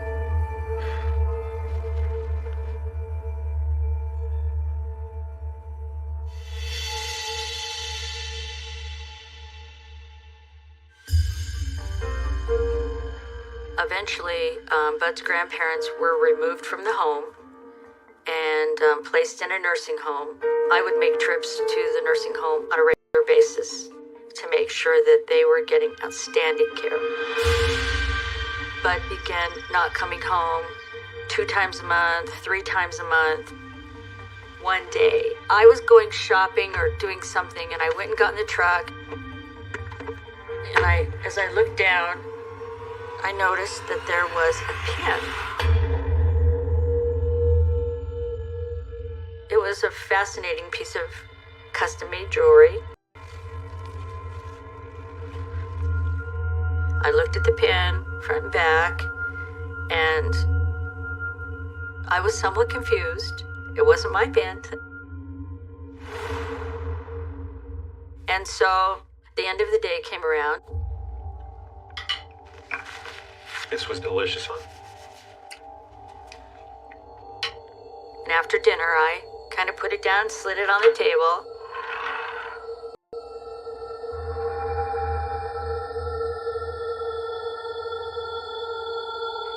Who does this belong to?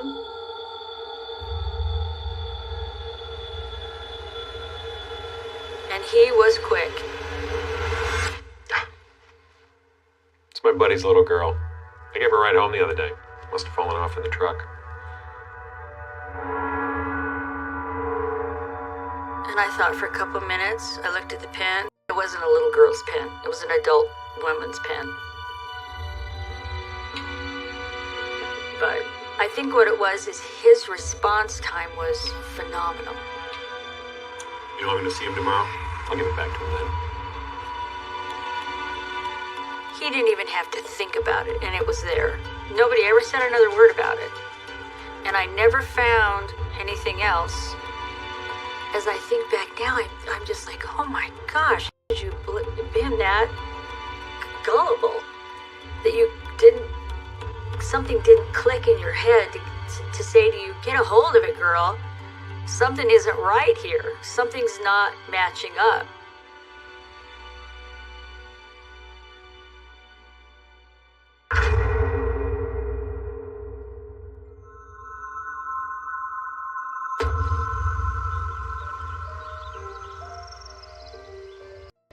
One day, he had come home from work.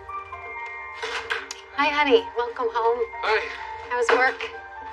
It was okay. And I noticed a fragrance in the air. It was a female smell. What does that smell?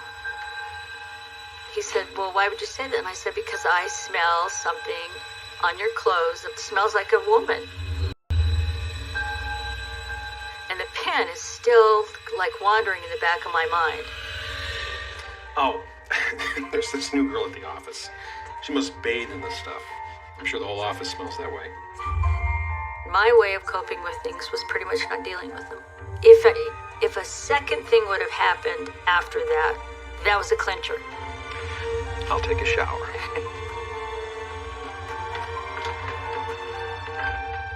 But after that occasion, nothing like that ever happened again. And so again, I let it go. I let it all go. Because when we got in front of a minister, in part of the wedding statement, it said, I won't ever leave you until death, and then we'll meet again. I had a lifetime of a commitment. Not 6 months, 6 years, but a lifetime.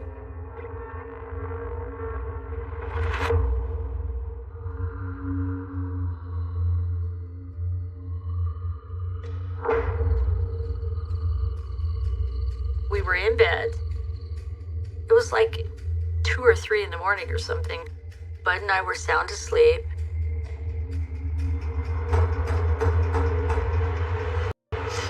What's that? There was this pounding and beating on the door. Stay here. I'll go check it out. And so, of course, Bud got up, went to the door, and answered, and the police just come storming in.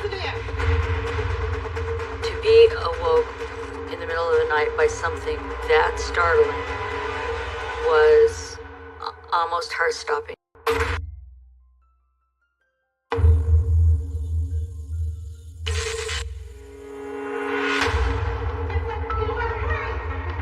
I was so startled. I remember myself just constantly saying, what's going on? What's going on? What's happening? What's going on? They arrested him. They put him in cuffs. And then I got that look from Bud.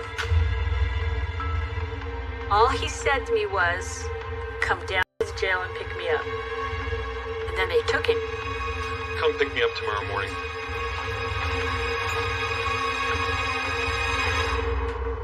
they didn't keep him. I drove down in front of the jail. He came out, got in the car, and I took him home.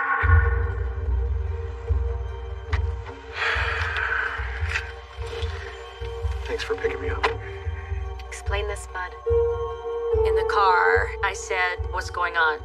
And he said, "They're trying to get me for stealing." You don't know the whole story. What is the whole story? They like me for this robbery case. And I'm like, "Okay, did you do it?" He says, "Well, no.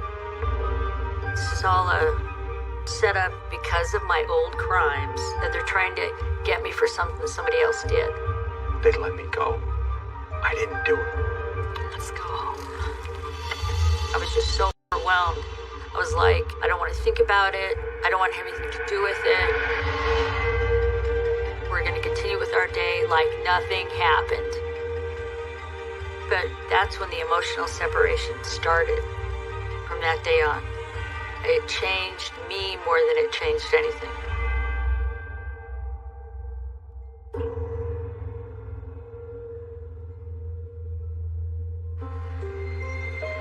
After this police invasion, I found myself constantly looking out the window, opening the door, checking the garage.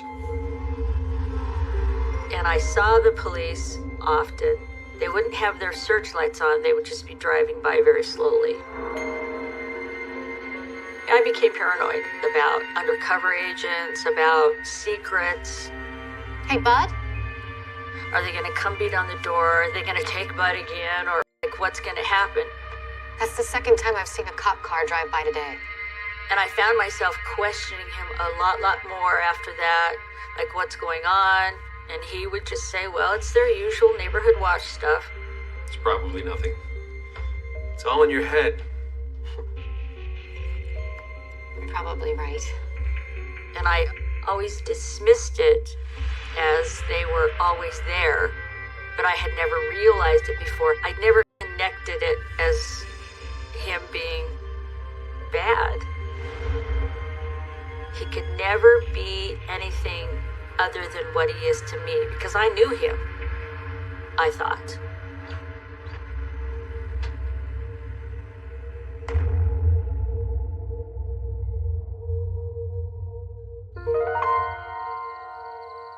I would crawl into bed with him at night, and he slept sound. Real sound. I've always thought in my mind, if any person is out doing anything that's not right, that they can't possibly sleep sound at night.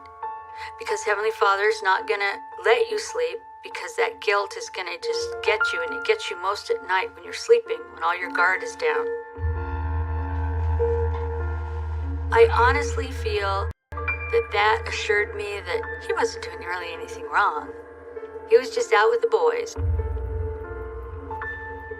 And he wasn't possibly doing anything that was going to affect me in any way or hurt me.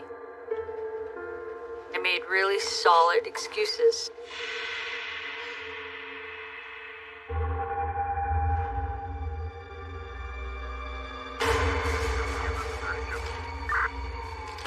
I just could not process it. I couldn't get it out of my head.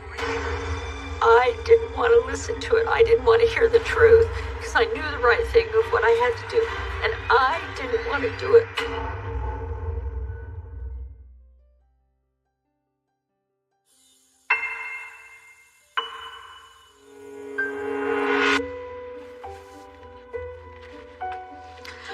This was Christmas at my mom's in Idaho. Bud and I decided to go to my folks' for Christmas. I looked so forward to this trip and visiting with my family.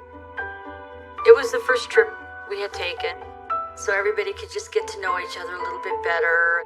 And he had a great time visiting and eating, with my family. We played lots of games. One time we even tried to sing. You got a new presents? You ready? You ready? All right. And he showed me lots of laughter, and he had a great time visiting and eating, with my family. Oh, honey. And out of the clear blue, he just said we're going home. Jackie. Yeah. We have to go. What? We weren't going to stay the length of our visit that we had planned. I mean, it was a great trip. We had a great visit. Everything was going ideal. He said, well, something has come up and I have to get back and take care of it. We have to go now. But we just got here. He never explained. I was very puzzled. But I wasn't going to argue. That wasn't what we were made of. Okay. I'll just tell my family that you have a work emergency. So I made the appropriate excuses. Say your goodbyes. I'll pack the car. Okay. Hi, so we have to go. And so we did. We loaded up and went home. Oh, yeah. As soon as we got home, we unloaded the car, and he says, I'll be back in a few hours. I'm like, okay. I didn't question him, and we were still so in love. I was still blinded by things.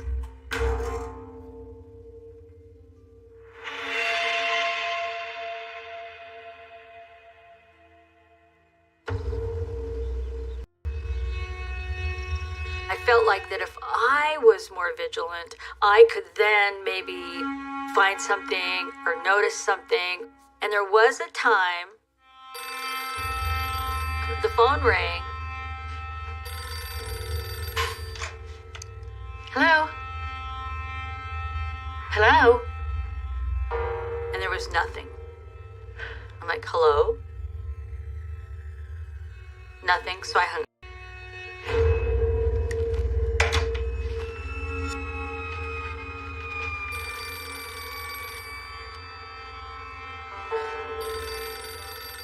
The second call came moments later.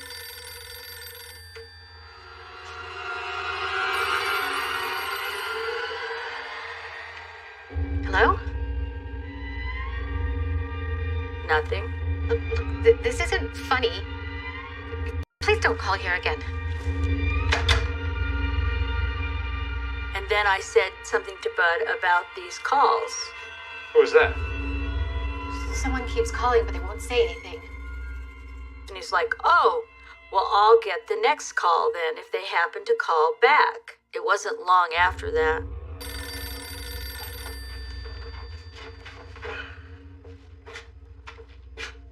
Hello? Bud picked up the phone. He's like, hello? He didn't say anything else.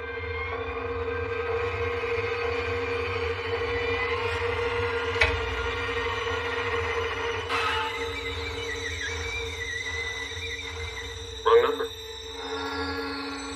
Then that clicked. That somebody was calling that wanted to talk to him, not to me. I got a lot to do today. I gotta go. And then soon after that, he left. He had something else going on that I was involved in.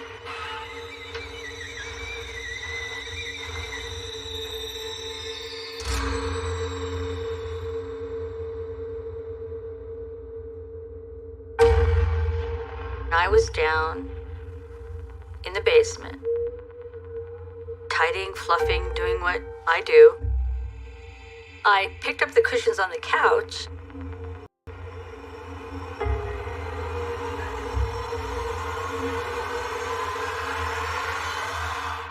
I saw a syringe. And I thought, oh my gosh, he was doing drugs. It kind of fell into place. All of the things that he was doing. The distant look in his eyes, secrets, whatever it is that he had to go do away from the home, I thought it just had something to do with drugs.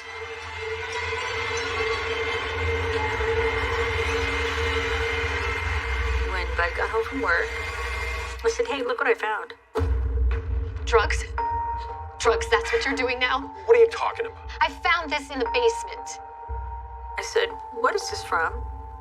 And he said, oh, it was from a long, long time ago. I admit I used to fool around with stuff like that, but I haven't in years.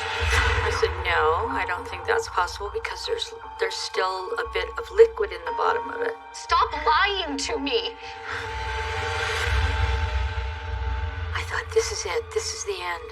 I hit him with the whole ultimatum. You need help. You need to check yourself into a drug clinic, or I'm going to leave you.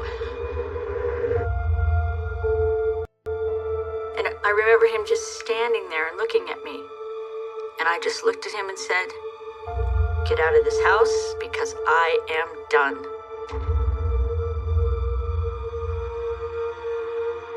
He was crushed.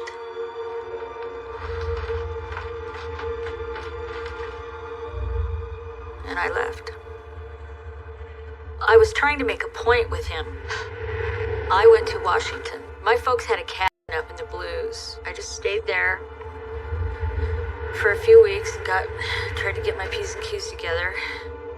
But never at any point did Bud say, drugs are my problem.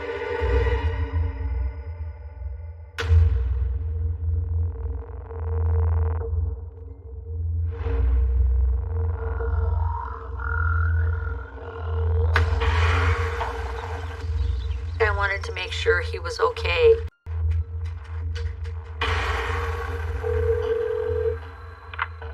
Who is this? Hello, Bud? This man picked it up and he said, who is this? And of course, me being me, I'm like, yeah, no, wait a second. Who is this? Who are you and what are you doing answering this phone? Where's Bud? I want to talk with him now. He says, well, you're not talking to him because this is the Portland Police Department and he's going with us.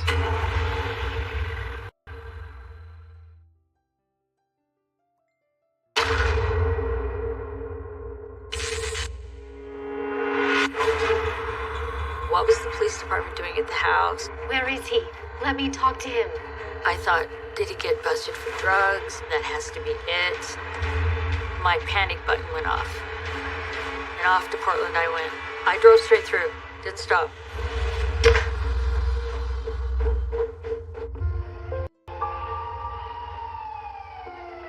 I got to the house. And I opened the door.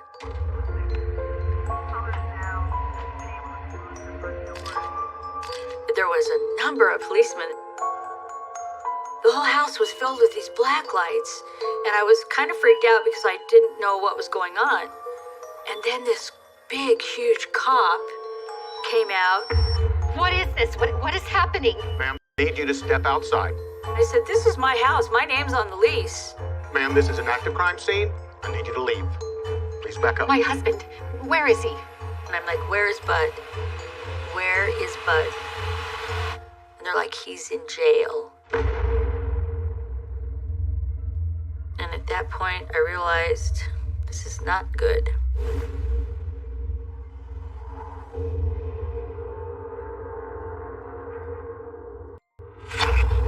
35-year-old Alvin Brown was arraigned today on robbery and theft charges. Brown allegedly picked up a woman, drove her to I-5 and Southwest 22nd, took her purse and forced her from the car. Brown is also a suspect in an alleged rape case at the same location. He was arrested for throwing this woman off of a bridge. But she didn't die. It actually wasn't too long after we had separated. I saw him in jail, but said, I didn't do this. I didn't hurt this woman. But there's more. 10 years ago, Brown was convicted of raping a 15-year-old girl in Southwest Portland. A month later, 4 women were killed within 30 days of each other. 17-year-old Kimberly Stevens, 17-year-old Melania Christ, 31-year-old Noreen Davis, and 57-year-old Sheila Burnett. Detectives working the cases believe Brown is their killer. I kept the televisions off. I didn't even listen to the radio because I didn't want to hear. It was all this negative stuff. I wasn't going to listen to any of that crap. Nothing. Because if this had happened, murdering people and burying bodies and horrific crimes, it happened before we were married.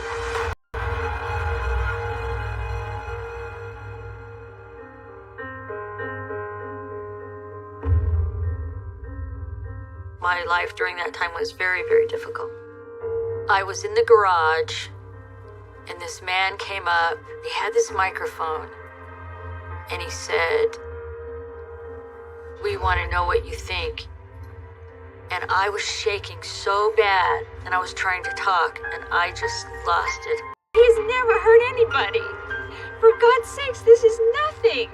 I mean, I don't know what they're trying to do to him. He has a record from his past. He's never hurt anybody. I just don't know why they won't let us try to live our lives. And because he's an ex-convict, they call him Slime? Oh, I'm just trembling. How odd. I began trembling. I heard myself say there, why can't they just let us live our lives? He was never horribly evil to me. That was why I stood up for him and I in a relationship, because I knew how he was to me. I actually couldn't live under that kind of scrutiny, so I moved. I left. I couldn't stay there.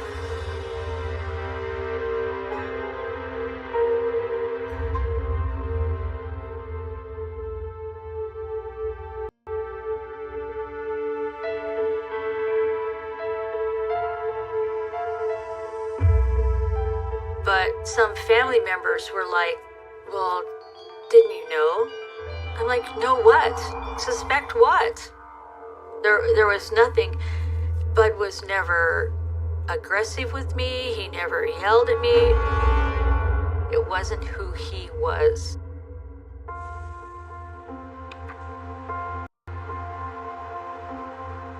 That's the blank, empty stare that I spoke of. That's the stare. I never saw this picture before. Today. It's just sad. It's just so sad. He had so much to give, and he just cut his life so short. He just gave up.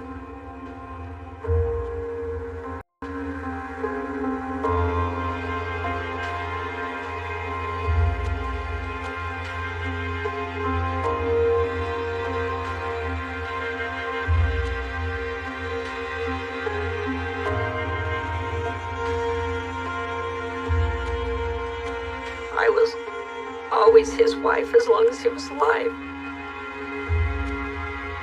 I was never let out of my bond until he died. My commitment to him just was always there. In God's eyes until death.